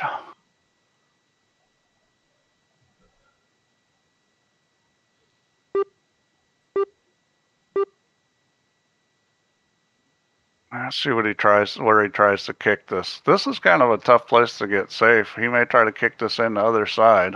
It's possible to kick this in. Is he actually awake here? All right, finally we see some movement. No, that's no good. Well, it might not be that bad if this gets right onto the rail. No, it hasn't. Well, he doesn't want to go up and bump the 8 ball going right up the middle of the table. He wants to get something clean here and come back into the table. Well, he can hit a spinner, but I think he'll go up and down. He doesn't want to hit the 8. He's missed the 8 just. Yeah, that was a good shot. Speed wasn't wonderful, but he's okay. You got a choice. You can bunt this and take on the cut with a lot of spin, or you can try to go forward and get straight on it. Yeah. He's going to go forward, and I think that was a smart play. Because now he shot the one shot, and he should be good. You got to watch out for hitting a tit on the side pocket here. And you also got to watch out and scratch in the corner pocket. There's all kinds of ways to screw this one up. And he plays smart and just kind of gently rubs it above. Let's have a look at this 8 ball. It's off the rail. Yeah, this is not a gimme. Watch the cue ball. I don't think he'll mess the cue ball up, but he might not make the 8 ball. Oh dear. Now what does winkatme do? He's got to cry reverse. He's got to try reverse bank here, hasn't he? Yeah, you got to fire at this. I mean, in real life, you're going to fire at this. There's not a whole lot of good safeties here.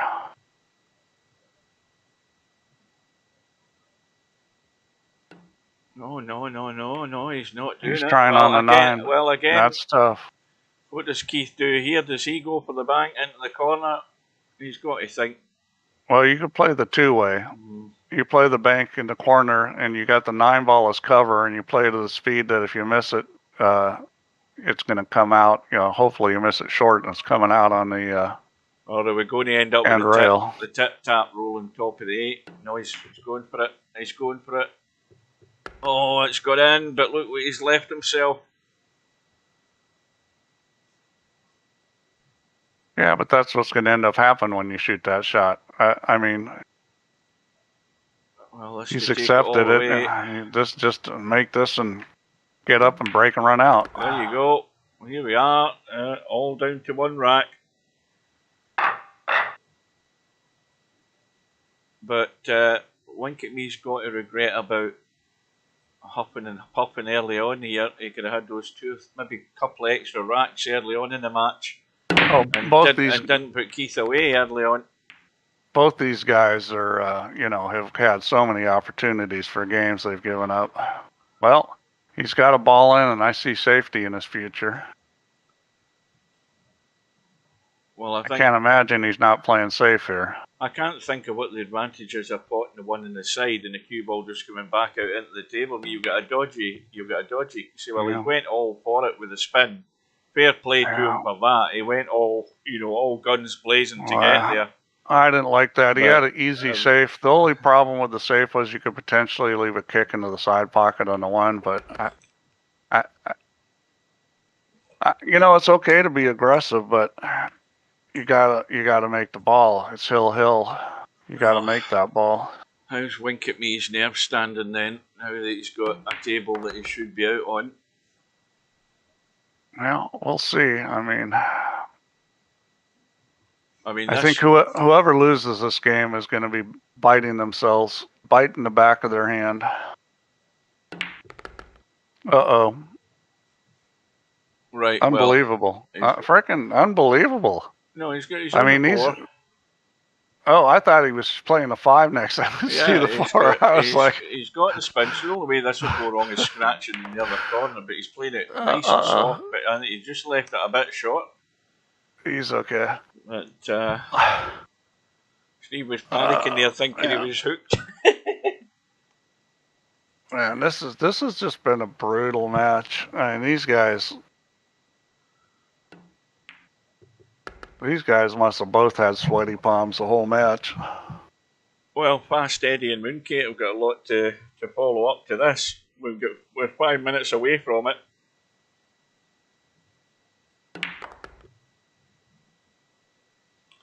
Now this looks all too easy. Let's have a look at what he is in this 8 ball. This is fairly well. There's an angle now. He can go all out, or he can dig in and stun up to the right. Get the draw, sort of stun draw, and don't scratch in the side pocket. He looks as if he's running forward though. No, he is digging in. Well, that'll do. So, Winkatme to march on to a meeting with Larry in the next round. And there you go. We have a winner. Winkatme by 13 racks to 12. So, wow. Cobra predicted Keith 13-12, did he not? So he got it wrong. Or did I get it wrong again? Right, so we'll get confirmation of that in a little sec once I do the refresh thing. There we go. We have Winkatme. So that's what, a Canada-USA battle for the next round. And the match that we're waiting on now, where is it? Is it further up the bracket? It must be. Where's Fast Eddie and Mooncake? There we are. And Matt MC Clarkey is lying in wait for the winner of this one as well. All right, I gotta go make a phone call. I may be back for the other one. I got stuff I gotta do right now. Okay. So well, I'll stay in Discord if you aren't back anyway. I'll leave it on. Okay. Right. Thanks for joining us. Right. So now, do we have the players here? We've got Fast Eddie and Mooncakes in the chat, so we're ready to go. Where are we? Tournament. Right, so the other thing then would be to check and see what's outstanding, because once that match goes, we've got the match with Acero and Balls, which is Wednesday afternoon at 2 PM. So that's tomorrow. Wednesday. This is Monday, isn't it? Right, I'm losing track of time. And then you've got Cobra and Spectre Dawn on Sunday evening coming at 7 PM. So that's all that remains. And this match room will be going up in about 2 minutes' time. So it will. So Winkatme has had 2 good results in his last 2 matches, putting Slim out and putting Keith out. And well, I suppose you could say that about most players that are now in the one-loss side. I don't think anybody can take anything for granted if you move over in that one-loss side now, with the tournament thinning out. Acero is going to be strong favourite, I would assume, against Balls in that match. And if he goes through there, then You've got Fast Eddie and Mooncake, the winner to play Matt, and then the winner of that will play more than likely a Cerro jumping the gun there. But a proper minefield on that side. And then, of course, you've got Bedhead and LS3 going to be battling out at some point. And the winner of that will then play the winner of the Larry Winkatme match. So there's nowhere to hide now. Nowhere to hide. Unlucky, Keith.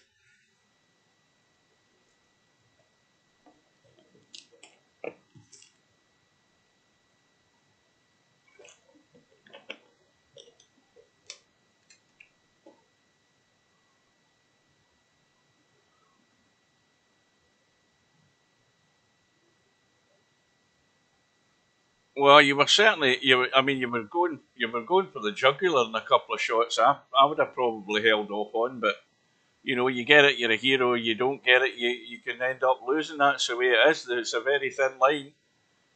The room is up between Fast Eddie and Mooncake, and Fast Eddie's won the lag, and we're good to go. Race to 13. Good luck to both of them.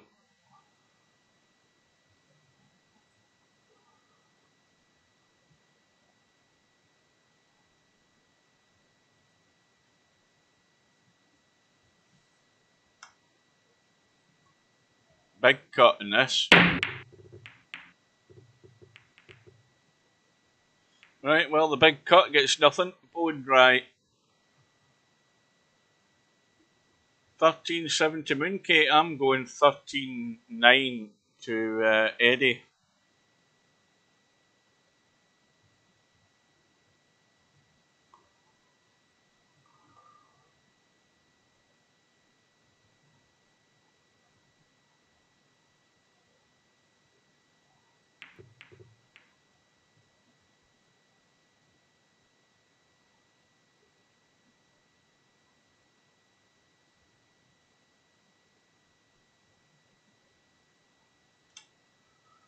I think this match could go either way. It just depends. You know, the two of them are solid enough players to take each other out. It's who wants it most, and who's going to cut out the numpty stuff.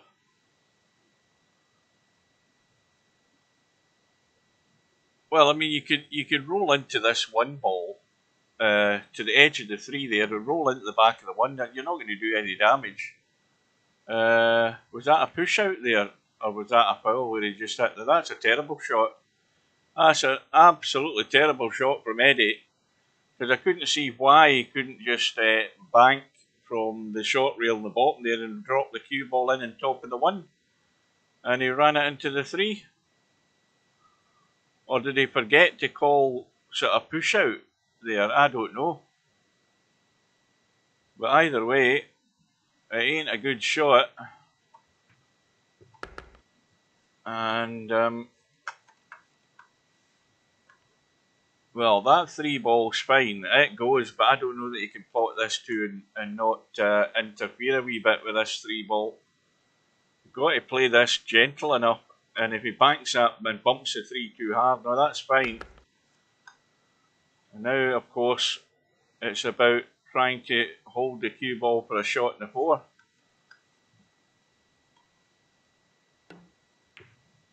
Watch that 8. That's the problem. He's still okay though.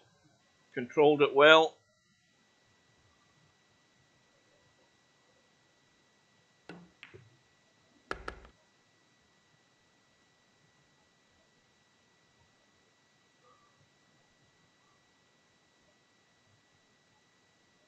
Well, the way I'm judging this is that this match will be over in good time for the start of the final session in the World Snooker Championship.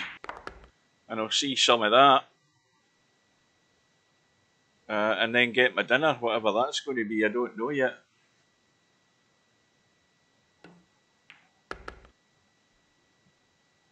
Well, a big mistake from Fast Eddie, first rack here, that's given Mooncake this chance. Fast Eddie's going to lose if he does stuff like that. I'll tell you, that's more than obvious.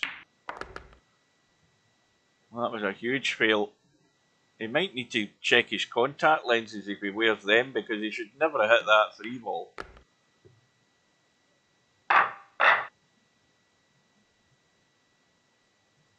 Oh, here, that's what I was going to say. This is for the American guys that are watching.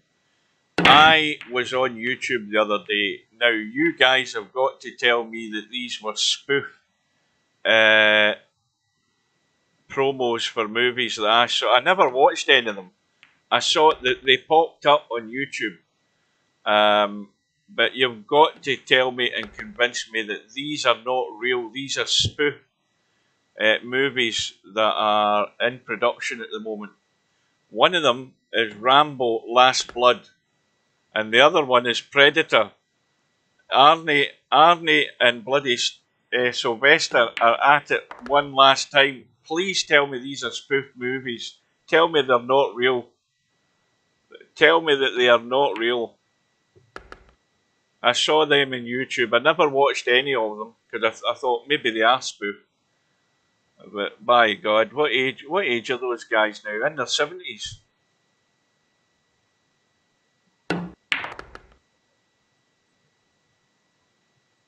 No, he didn't die. They are fake. He didn't die in the last Rambo movie. I watched it.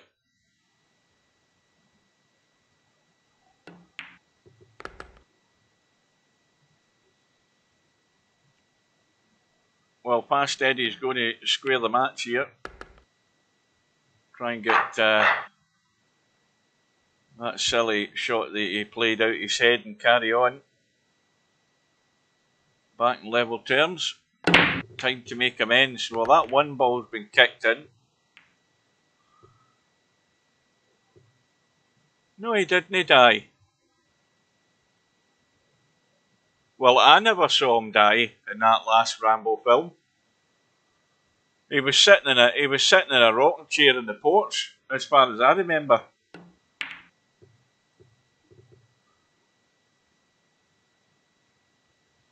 Well, I decided that 2 or 3 live streams ago that it was semi-pro just to stir the shit.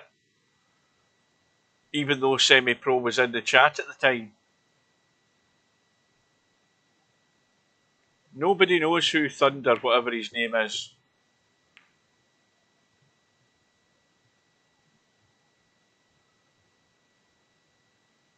Yes, he did in the chair and died. Last Blood, it was a 2019 movie, so that was the last Rambo film, wasn't it? The one where they come to the ranch to kill him, and he blows them all up. But I'm sure he didn't die. Maybe I misinterpreted the end of the film.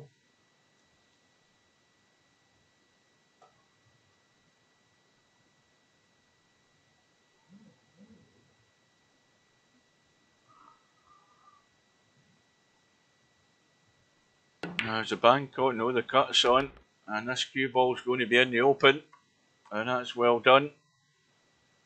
You can get the 4.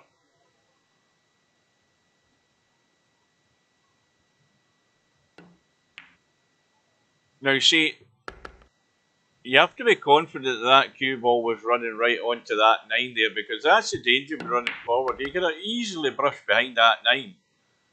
You've got to be 100% confident you're catching a big chunk of that 9 ball there.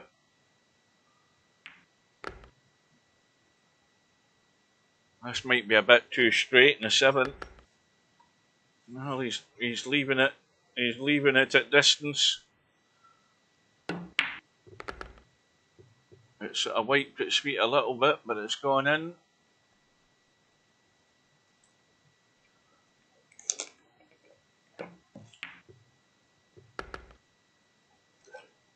So Fast Eddie quickly remedies his first rack catastrophe. Goes into a 2-1 lead. Continues with the big cut and big dry break to follow.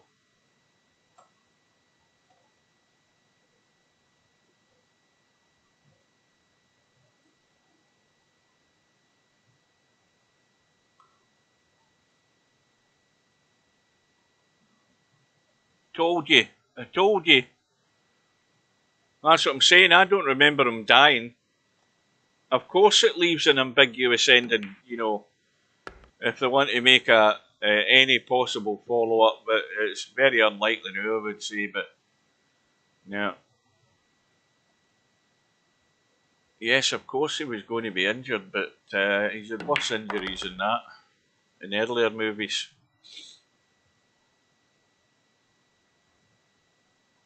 So the 4 ball goes past the 7. Just got yourself high enough and that's perfect.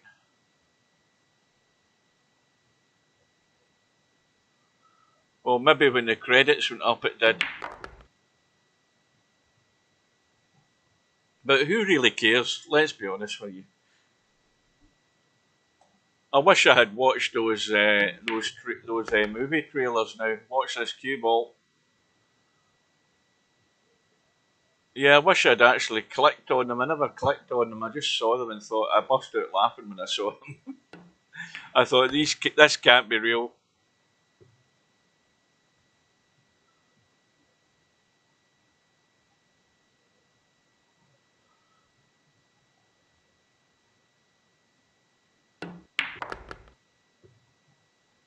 Now,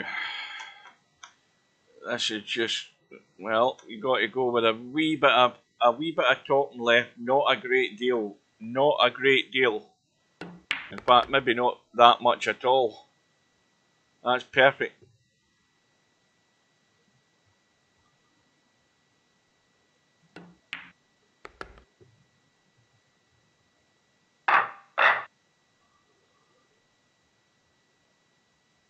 More to the point, who's Flint Ann? There's a name I've never heard of before as well. So we're back all square, 2 apiece, but this time Mooncake, ball in the break, 5 balls gone, and a pretty good table if he gets the nice little cut in this too. Now is he going to try and come through the gap?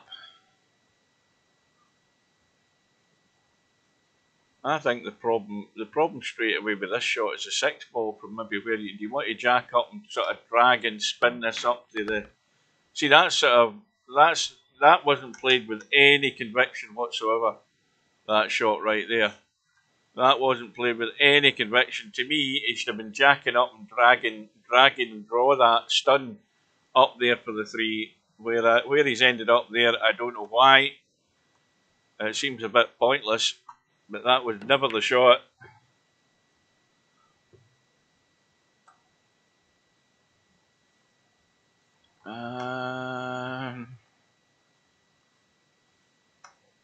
Well, that 3 will go. I mean, you've got to hit it pretty good for it to go, but it will go. The commentator's eye says that 3 will go. It's very tight, but it will certainly cheat the pocket.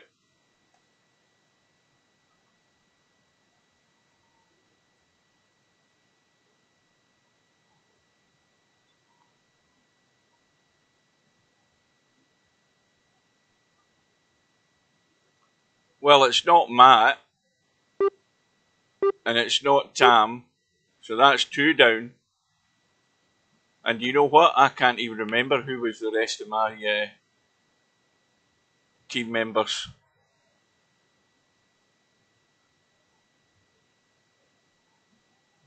Well, he had a go at it, and the 3 balls gone safe.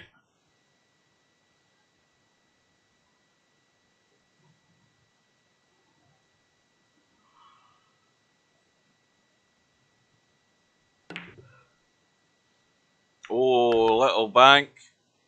Presume he played it. Has the cue ball got legs though? No, it hasn't.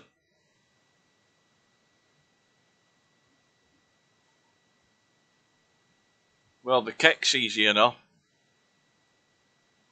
Now, why not just give this a damn good smack? I mean, I would have just given that a complete blast.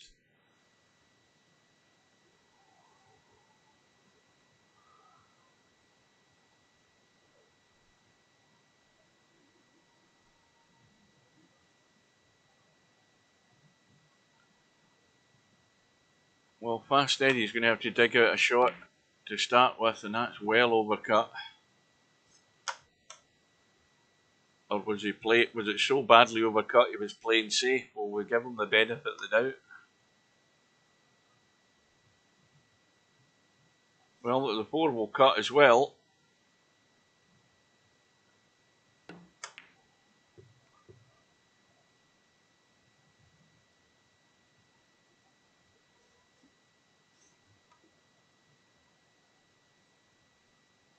Well, got to go. I mean, this is far too much dead weight to try and hold the cue ball, surely, is it? No, see, now he, I mean, the thing is, if you're not sure, then the one thing then you make sure you do is you hit it with enough power to come down and back up the table.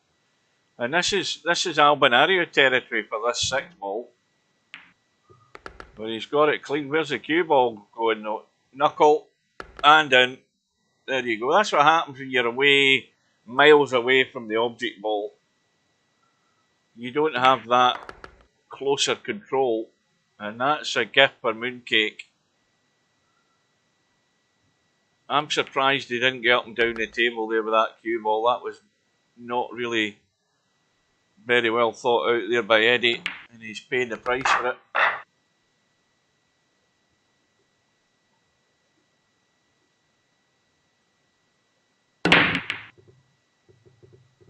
Eight ball, bottom right corner as we look. And, well, if you fancy it, a 1-2 combo.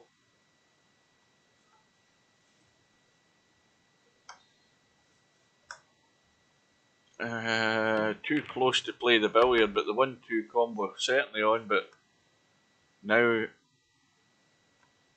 what do you do?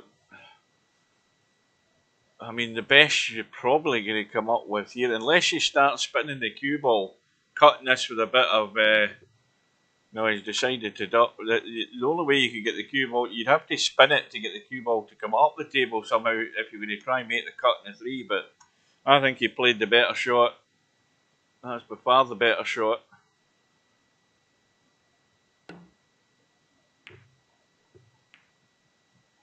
And this cue ball, as if it stays in the table, that's going to be pretty good.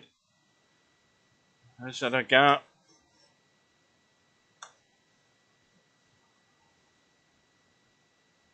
Oh, well, he might be getting this 1 ball too thick. Yeah, he's got it too thick. You see, he was limited by how much of the 1 ball he could get, but the problem is he couldn't get it thin enough. And that's why he took such a chunk of the 1 ball there. And it gives Fast Eddie a free go. But he didn't, I think he's got it wrong straight off the bat. He didn't want to catch the 3. And he's not really got a shot on, I don't think. Does that thin cut? Yes, it does. Well, now he's looking pretty good here.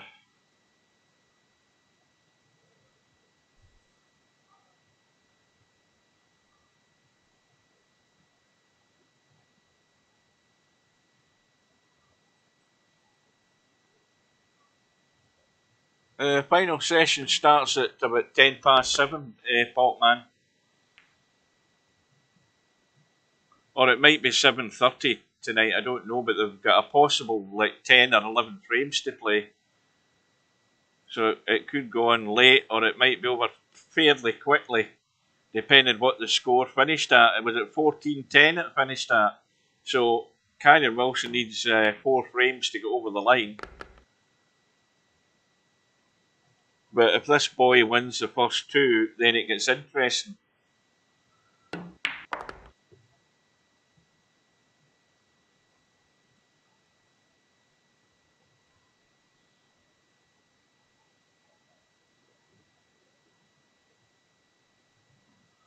Now, who's thinking that we're going to have a match very similar to what we saw not half an hour ago, coming to a conclusion the way this is started early on here?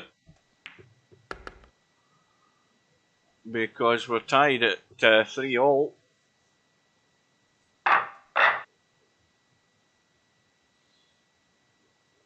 Now, what did I say? I said 13.9 to Fast Eddie. So my prediction's still good.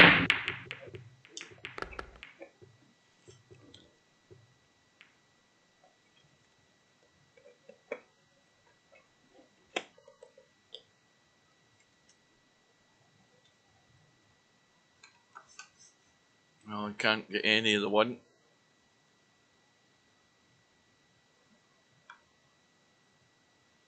You can't really kick at it up and down to try and pot it because that two's in the way, so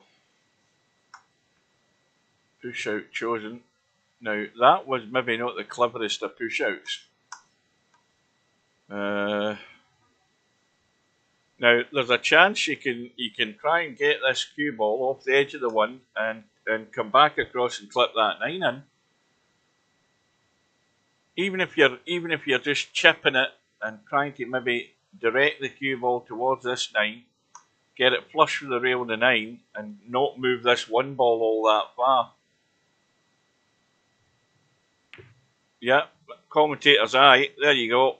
There you go. Well, that's why it was a poor safety.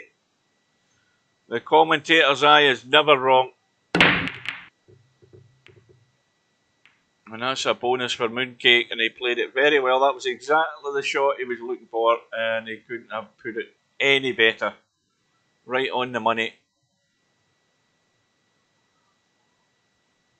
But when you're looking for that backup rack, you ain't getting it. It's come up dry. Fast Eddie's in with a, oh dear. Well, I was going to say in with a chance for redemption, but leaving the one ball hung.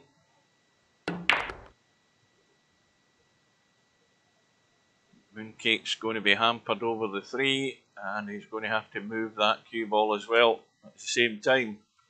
And he's fairly straight. He's got a bit of an angle, but he's going to have to jack up and dig in if he can. And that is a pretty good shot from where he was sitting. So no worries in potting the 4. It's just, well, the fact he's pretty straight on this, so the old VP4 escape route again.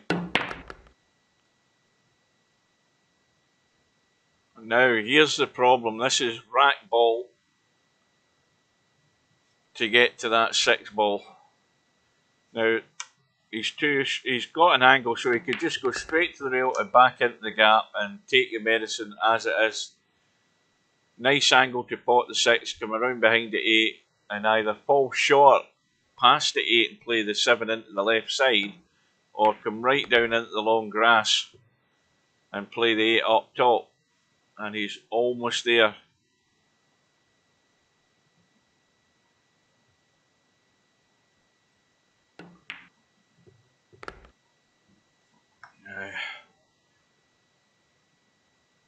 Mooncake on the way to a 2-rack lead. Again, he's letting this cue ball roll out, trying to make his life that bit more difficult, but not a glimmer. Straight in, no messing, and now he's got daylight.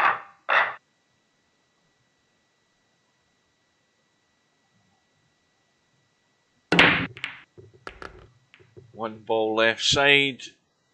Cue ball running into the 2. The run into the 2's not brilliant, but at least he's got a pot on.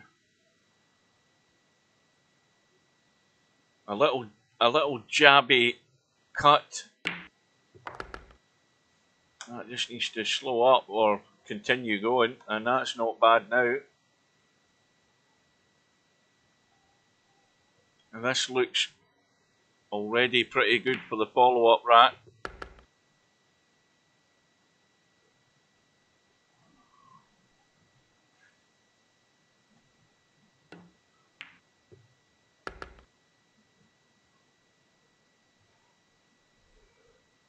Well, you've got to really be aiming. You've got to be aiming for the short rail up top for this 6 ball, because if you start leaving it short, you've got problems with the balls there that could interfere with the next shot, either the 9 or the 8. Now, bumping the 9 won't do any harm at all, but that's pretty good.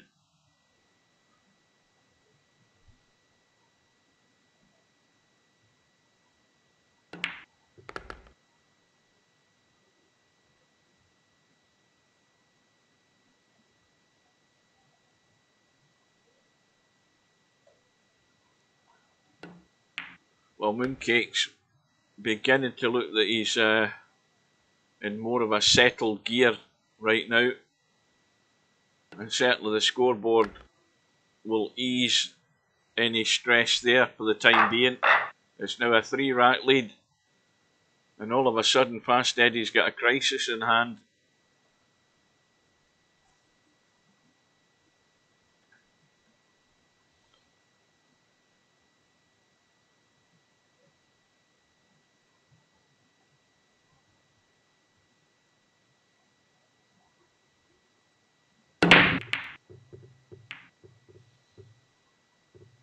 Dry, I think.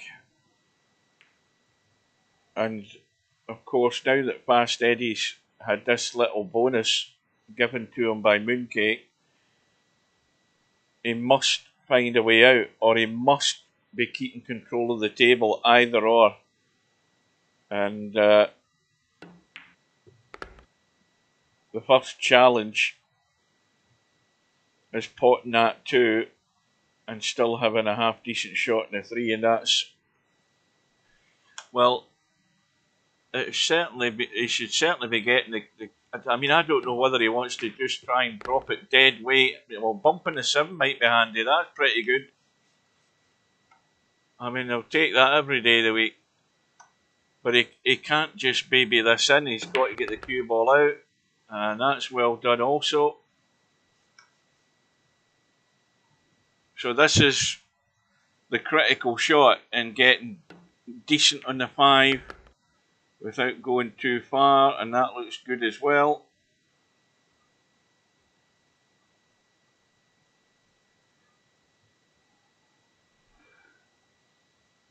Now, I don't believe you really want to come back down the short side of the 7. You've got to have the angle in this 6 to go over to this right-hand side.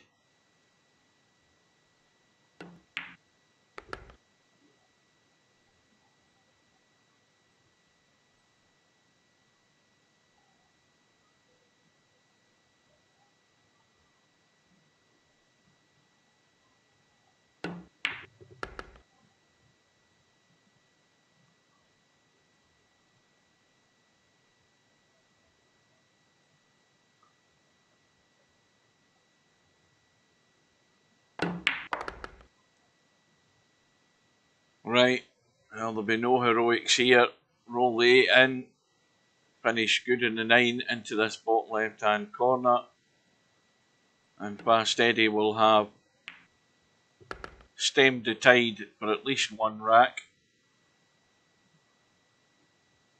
And now he's looking for the follow up.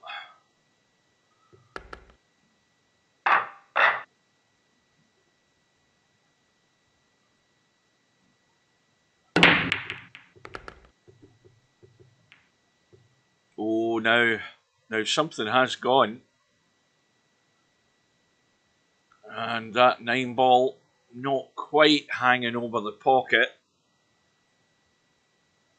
But it's always something that's playing in your mind whenever you're playing a shot from here on in.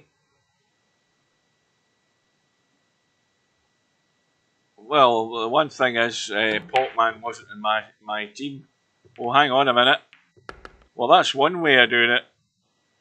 Did he play that? Well, he must have. We'll give him the benefit of the doubt. It's back to 6-5 to Mooncake.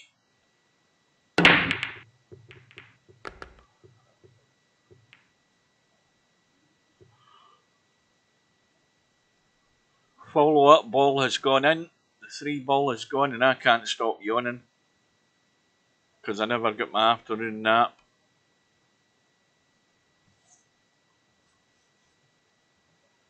Well, the one cuts into the side, and as long as you can get a clean path, you can try and get that cue ball out of there.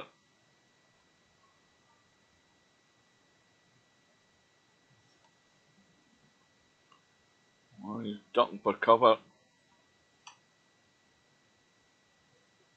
He's cutting it. I mean, is he trying to put? No, he isn't. He's ducking for cover. He didn't want to run into the two. That's the first thing he didn't want to happen.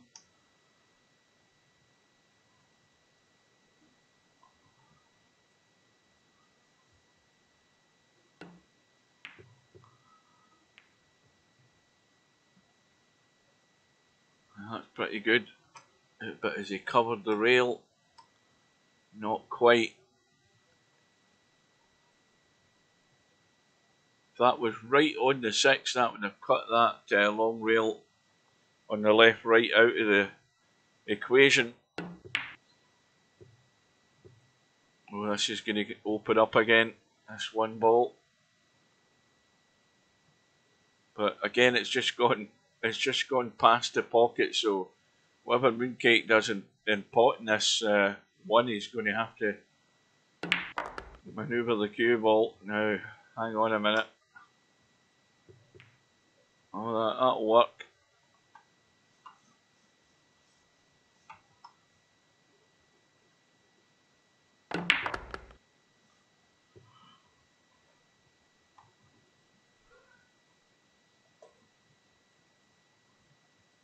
Well, this 9 ball's in the way. So if the 9 ball's in the way, then you must get high into the table. You must get high. Yeah, that's just a bit too straight. But I think you can still force this and get the spin to bring it across. Now this looks good, a good speed as well. That's perfect. That was very well judged.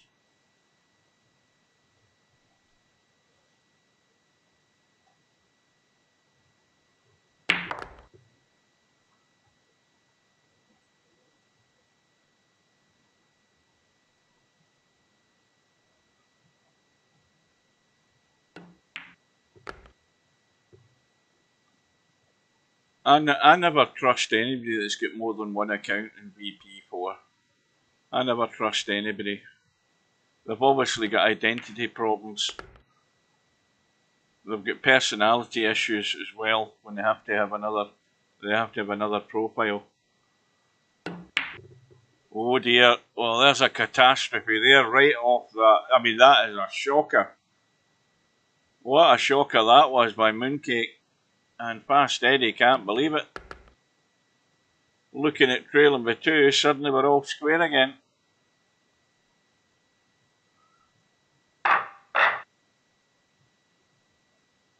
That's a howler there.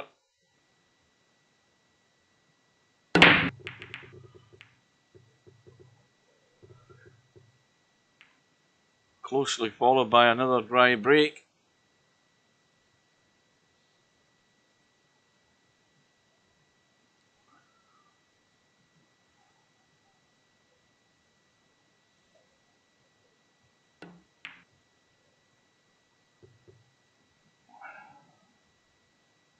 No, I think some people have more other profiles so that they can come into the lobby and see if anybody's talking about them. I think it's an ego thing. I think that's what it is.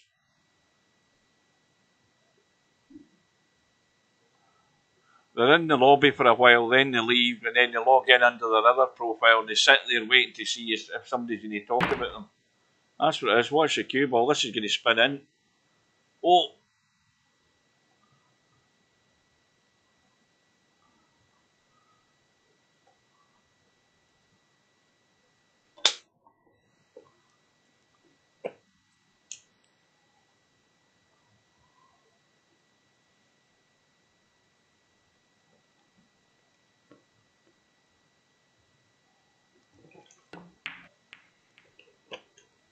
That I just play little really bugs me. He goes into rooms, sits in there, then when the tournament match is finished, he's stuck in the room for the rest of the day. Does it all the time.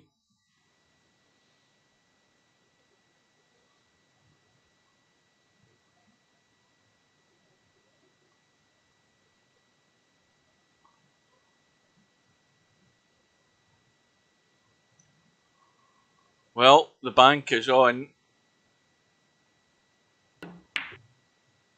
That's too narrow.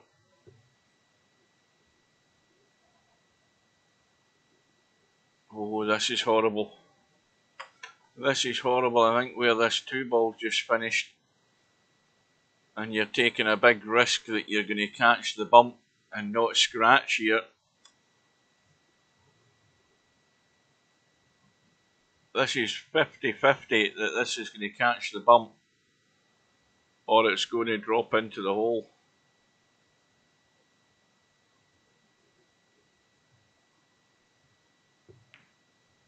Oh, in fact, was he hooked here? I'll tell you something. I'd settle for that as an outcome. I mean, that okay, there's a cut up the rail, but it's not a bad result. And he's overcut it. It's cut away.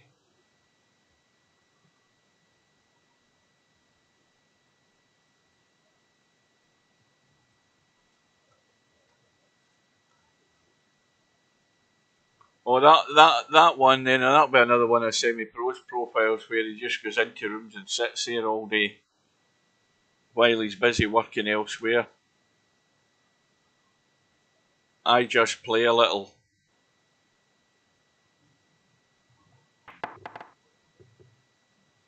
Back to the drawing board as far as the jump shots go. Fast Eddie, and Fast Eddie was doing jump shots reasonably well in an earlier match.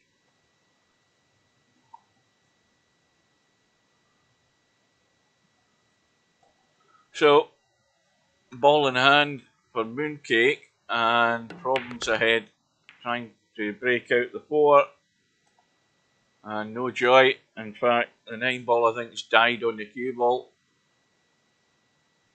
Well, he can see the edge of the 4, but he's actually playing the 3. I forgot the 3 was on the table. I forgot with the 3.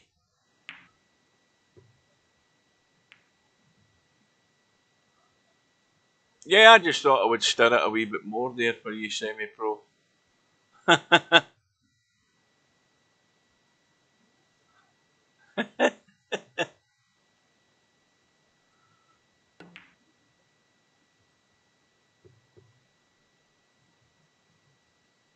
Well, that's again not a great safety, and there's a gap there for the cue ball to run between the 9 and 5 back into the table for the 4 into the same pocket. Oh, he's stunned across. I don't know whether that was the best plan, or did he think he was going to catch that 9?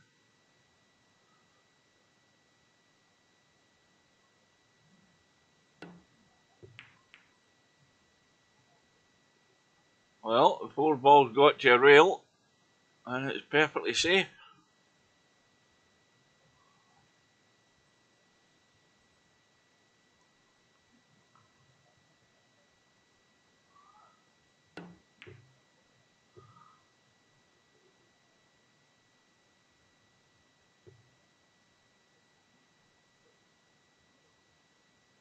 Well, I mean, again, the bank is on.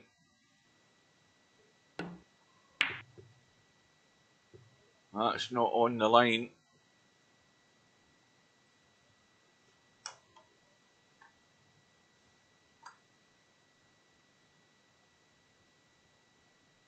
Well, this cue ball. Oh, he's trying to keep it on this side to play the cut in the 9, but if he had gone full blooded for it to cut it in, he could have ran down and ended up having the 9 in, not the 9, the 5 into the side.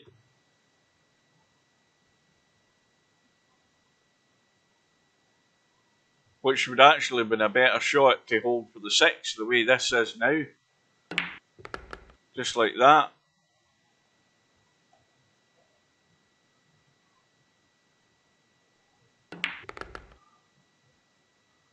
Don't forget Jana semi-pro. Don't forget to add Jana into that list. That's his arsehole profile.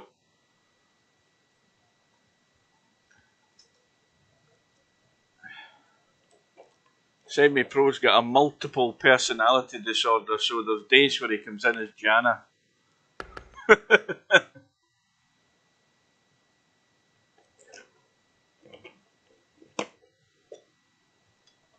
Right, here we go. Mooncake for the lead. 7 racks to 6. Where's this all going to end up?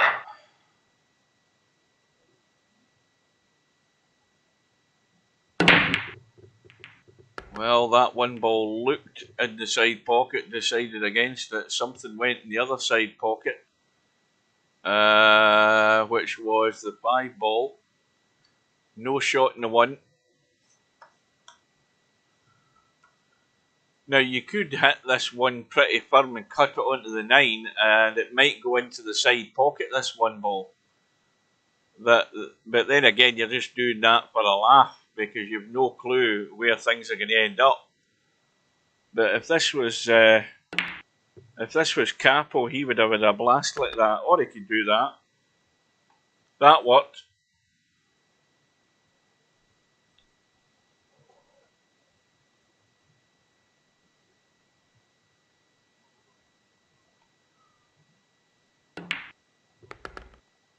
Just to get off the rail. Well, again, you nip this 3 ball in, and so that you're in full control of the cue ball, or you cut it and let it run across, or you do that and just hold it and take the higher angle on the 4. So now the angle he's got in this 4, he's now got to decide what he's trying to do here with this cue ball. I mean, 6 in the middle of the table. If you cut the 4 and you run that direction, you've got to run hard enough and fast enough. And in the end, he's ran into the 6, which wouldn't have been too bad. But he's forgot about the 4. So Eddie, a chance for you to pinch the rack, get back all square. That needs to slow up.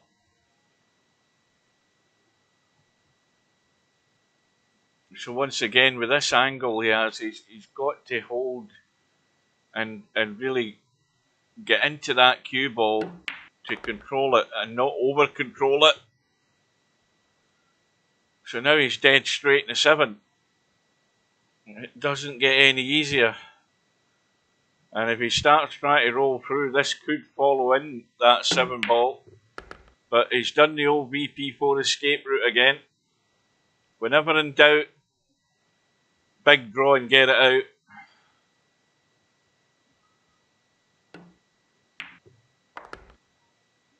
That needs to slow up as well. Slightly blind pocket cut to square the match again. So who wants to win this? Who's going to get a couple of racks back to back at the right time? 4 ball goes, 5 ball looked to the side, opted out, and 1 ball is ducking. It's ducking behind the 7. No shot. Push out decided very quickly. Now, first of all, that's not a great push out. Secondly, the 1 actually cuts. So the bait has been laid on the table there for Mooncake. It's up to him whether he decides to take that bait, because you'd think if he cuts this 1, the only thing that's going to be the issue is whether he bumps the 7 or comes over and bumps the 5. Well, he's missed both, and that's perfect. That's perfect. So I don't know what the plan was there from Eddie, whether he had decided to leave the bait there for Mooncake, but Mooncake rose to the challenge, took on the cut, and ended up reasonably good here, and that's a nice controlled shot as well. And Fast Eddie, well, he could end up getting punished. But this again, this is another. It's another one where you've just got to watch the line that you're going in, and I think he was trying all sorts of acrobatics here with the cue ball. and then had a Snapchat at the end. Admittedly, he got on the 5, but it was a bit all rushed in the end. So Fast Eddie's been left off the hook, and he's going to have to take his medicine and leave the long cut in this 6 ball. So he has to be wary about the 7. The 7's the ball that will interfere with this shot.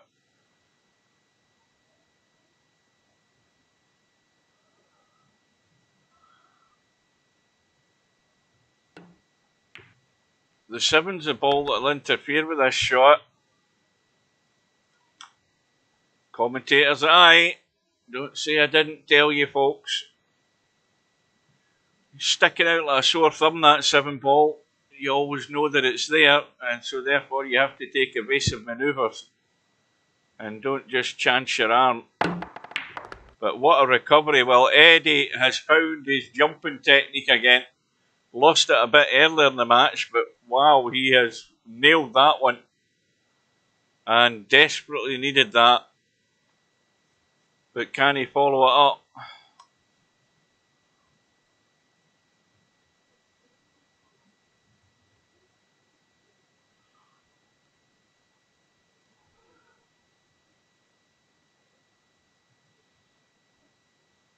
Not easy. Never a gimme.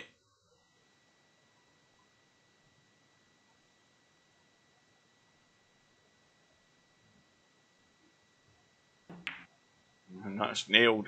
How's the cue ball? Bump or miss? Well, it's another little testy one, and this cue ball leaking away. Just got to play this at the pot pace and let the cue ball just come out off the rail. That's a wee bit heavier than I would have done it myself, because now it's awkward. That's just a couple of ounces too heavy in the cue ball there. And that's why you do stuff like that. So Eddie's chance has come and gone. Just overhit that shot, the second last shot there. Didn't finish comfortably good on that 9, and that's the end result. That's a gift thrown away, thrown back at Mooncake. Now, can Mooncake really punish Eddie for that one? Well, 9 balls going into the side, 1 ball was trying to get there, 9 ball will come up, and no shot. Or is there? Let's have a look. Definitely no shot.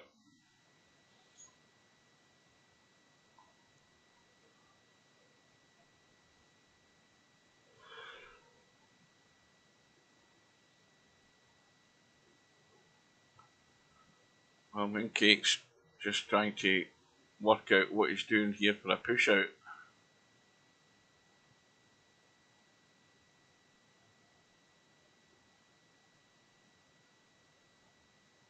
Well, if he goes up to the left side, he's leaving a combo on, albeit at distance. If he went to the right side in the top right hand corner, I don't think he would have left a billiard on, but he certainly, at best he would have left a cut back combo from that top side. Well, the combo's gone in,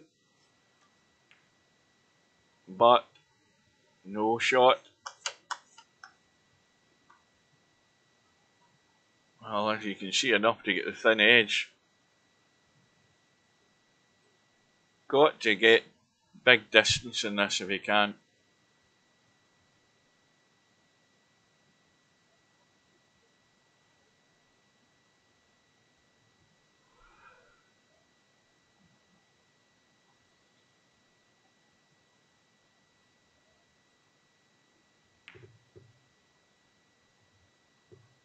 Needs to keep running. Oh, it's gone past the 9. And it's in no man's land. Take your pick, Mooncake.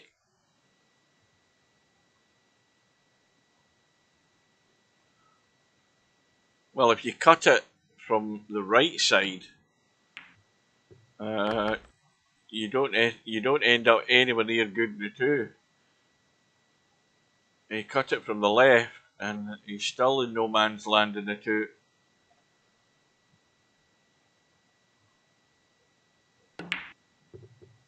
Those are, you're going to get. Well, where's the cue ball? That's gone as well. So that, it hasn't.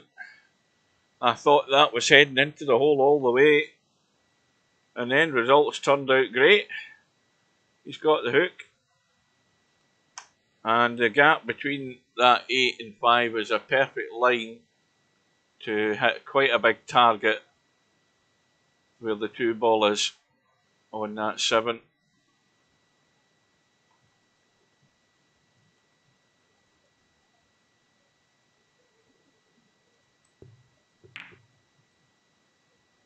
Sort of like that. There's a big margin of error there to hit that. Now, has he left the pot on? Yeah, he has. So Mooncake once again has a table inviting him to roll out here, roll out a run out, and get that 2-rack lead. Ramp up the pressure on his opponent. Now that needs to keep rolling, or it's again in no man's land. Yeah, it's it definitely cuts clearly, but it's one of these dodgy ones. But not really an awful lot to do to go on the 6. And now he's good. Everything's A-OK. Just got to dot the I's, cross the T's for a 9-7 lead.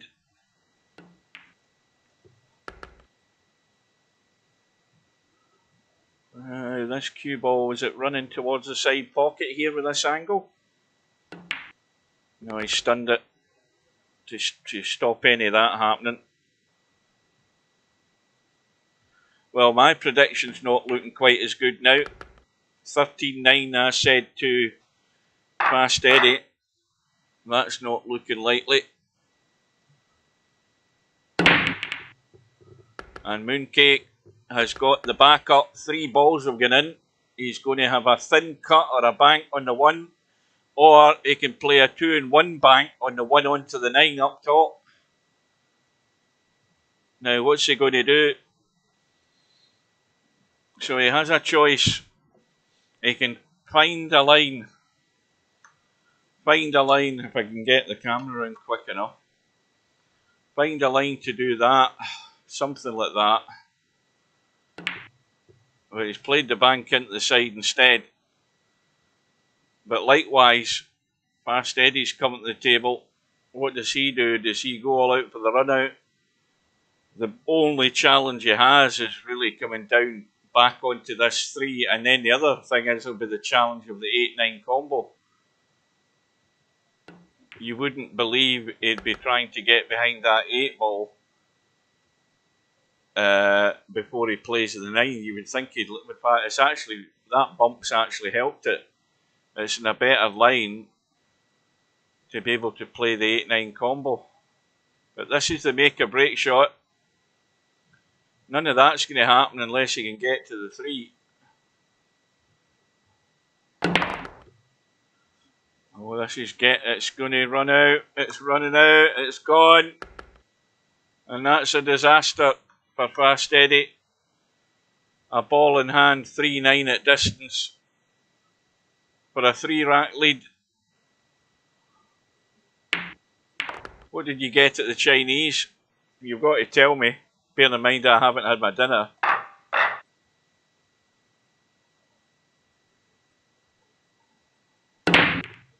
One ball in the left side pocket. Well, there is a, well, I was going to say a bank, but that 5 ball's just in the interference angle, or the interference with the line, but that's a good safety. Fast Eddie. Did he hit the replay there? He must have.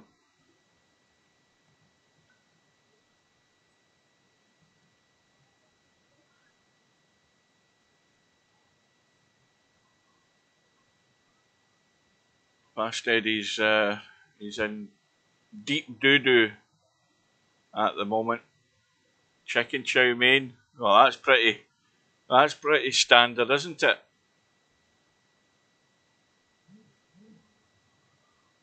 See, the thing is, well, I don't know about down there, but that's heading into the side pocket. But up here, chicken chow mein is just one big dish. You know, you don't get it separate. It's just one big dish. But whenever I get chicken chow mein or ham chow mein or whatever, I always get a portion of mushrooms with it and set the mushrooms right in the top. Mushrooms are lovely. Yeah, chicken chow mein on its own is not very exciting. You need to add mushrooms into that equation as well, just to bolster up the quantity that you're eating.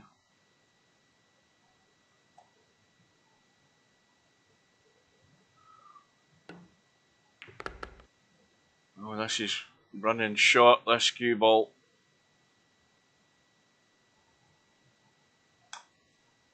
Well, it still cuts.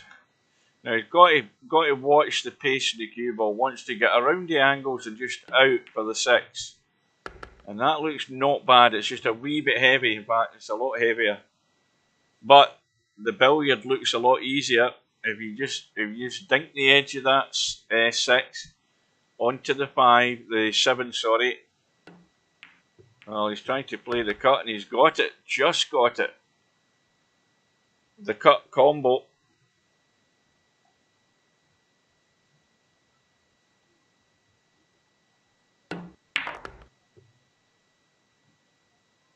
Well, Fast Eddie's in dire straits now. It's going to be 11-7, 4 behind. And Mooncake just 2 away from... Who the hell did I say was waiting to... Who's waiting to play him again? Is it Matt, isn't it? Is it Matt? Is it MC Clarkey that's waiting to play?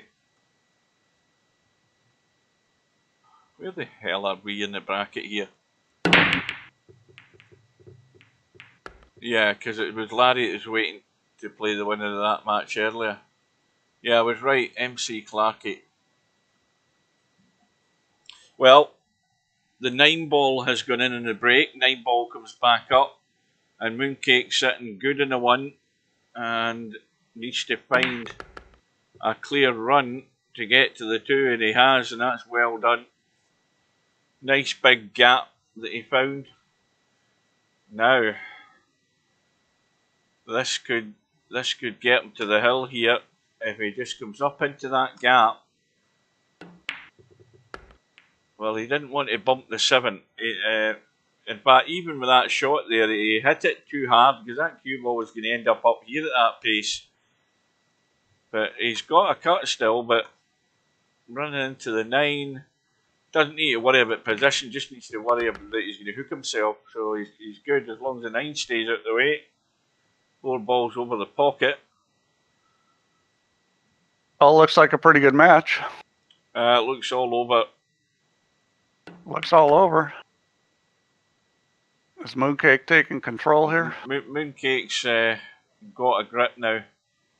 Well, I glanced at this thing earlier. It was like 6-6, and now it's like... Yeah, Mooncake's certainly the more settled player now. And he will be on the hill in the next minute. But for both these matches today, the winners have a big step up in class again. A next notch up the ladder to survive. So MC Clarkey's waiting in the winner of this one, and yeah, that's going to be a lot tougher match for whoever wins this, because MC Clarkey is pretty good. I mean, he lost to Spectre Don 1916. That shows you how tough he is. He drilled Jose. Well, there's that pattern. For the first time this afternoon, that's that pattern. We've seen the 3 ball once today. Oh yeah, your favorite pattern. 2 balls gone. Now, that usually means that the 5-ball only goes into the side from the top end. Let's have a quick look while he's... What's he doing? Is he putting this around the table? Coldest P got a Chinese. Oh, that's ruined that. That's ruined that position. Chicken chow mein. That sounds like Cantonese food. Right, 5-ball does go into the side. Doesn't look as if it would have went into the corner. It wouldn't have. But that 4-ball's now mucked that up.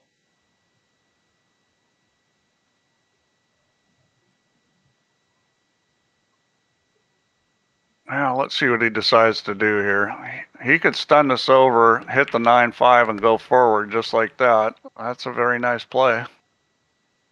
Very well played there. Well, the problem with that, though, is he's going to have to do all of that from here on in. He's dead and buried if he doesn't. Yeah, well, it certainly looks like last chance saloon. This certainly clears your mind on what you're about to do, doesn't it? When you're sitting, your opponent's sitting right on the hill, breathing down your neck, waiting in that one mistake that you're hoping not to make for the next sequence of racks. Hairpig, are you trying to say he just lost a piece of his ass?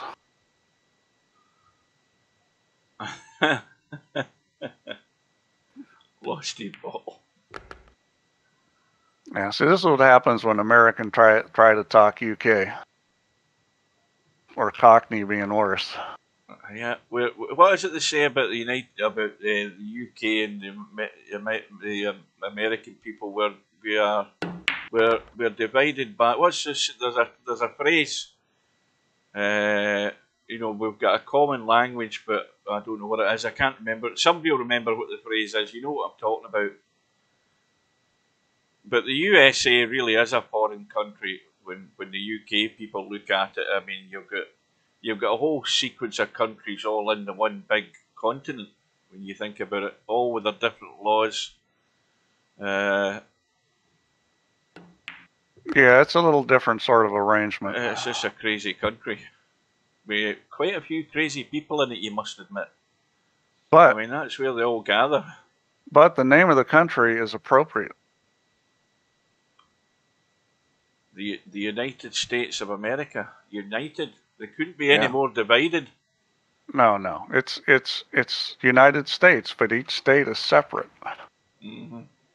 You know, the states have a lot of power in this country, and that's the way it was designed. And you know, you can say it's not good or it is good, but that's basically the way it is.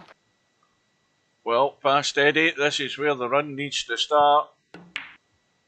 And well, watch the cue ball. He's okay. Well, this would be a good way to tie the rack's run, high run or whatever it is. Yeah, if he breaks and runs out this set, that would be pretty awesome. I think that he'd get the big applause for that. Well, there's no reason why he shouldn't be doing it in this rack because that's turned out good. The 5's gone. The 4 and the 7, and he's good in the 1. 2 into the side. Now he has to make a decision where he's going for this 3-ball. Now, I think he'll shoot it in the corner. Or a little draw, is he doing? He's just going to... Yeah, see, I don't like shooting it that way. That ball you should roll, because you can control it better. Well, it should be fine, because he'll be rolling out to the 5. But he wants to roll out on that top side of the 5 as we're looking. He wants to get up there, so he's dropping down for the 6. Oh, boy. Oh, dear. So, see, you know how he shot the 2? My mentor was playing on an 8-ball team where, you know, another good player, a guy that played about my speed, shot that shot like that, and he quit the team over. That's how bad it is to shoot it that way. Well, this is the only thing that's going to do him. Here's a 9-ball.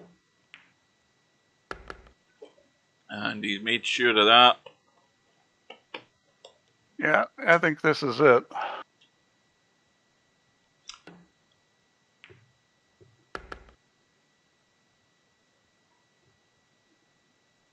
Well, I think the way it's set up now, everybody that's left in the tournament now, whether it be the one loss, maybe apart from Balls, who's probably the extreme outsider, I think everybody that's left has maybe an outside chance of winning, and some more favourable than others, obviously. So whoever meets who coming over from the winner's side, or whoever's already on the one loss side, you can't be taking anything for granted. It's a minefield, and your life can be on the line no matter who you play.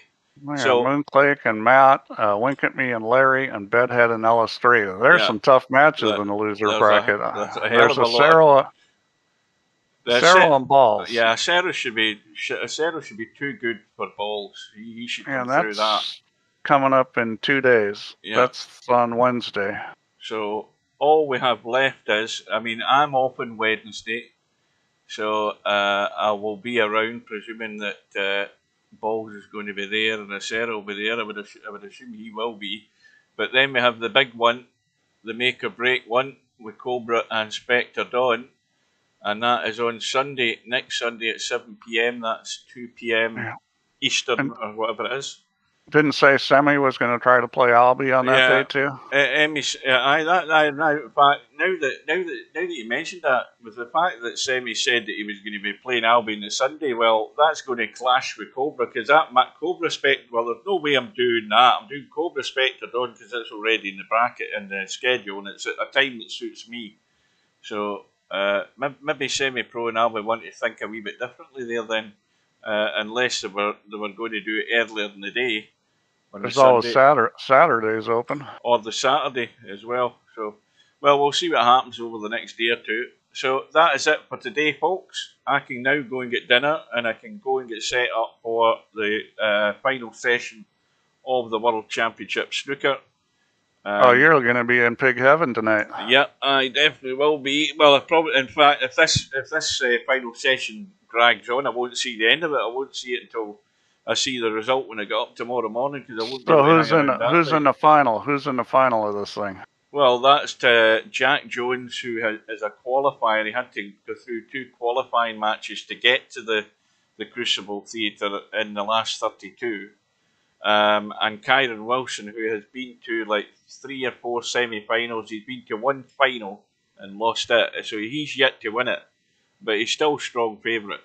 So you've got a guy in the final that was a qualifier? Yep, wow. He's ranked 44 in the world, so he's outside the top 32. So he had to go through 2 qualifying matches. So, and the qualifying matches were first to 10, like they are in the early round at the World Championship. So it's a tough grind to actually qualify. So not only has he done that, but he has scalped some big names on the way to the final. Well, he's got to be the fan favorite at this point. Well, he will be, but his problem is he doesn't score as heavy enough like Kyron Wilson, and that's what should take him over the line. He should win it. He's just a lot heavier scorer. He's better positional play as well. I mean, we're talking about a guy ranked 44th in the world who you've heard nothing of him the whole season since last time he was at the World Championships. He got to the quarterfinals. He only comes alive when he gets to the World Championships, but you never see him the rest of the season. He's not winning a lot of money, and that's why his ranking's so low. But anyway, we'll worry about that when it comes on. That's about another hour before it comes on. Thanks to Steve for his company. Thanks to all you guys. Good luck to the winners. Better luck next time for the losers. And I will see you again soon. So take care and good evening. All right. Thanks, see you guys. later, chaps. Later.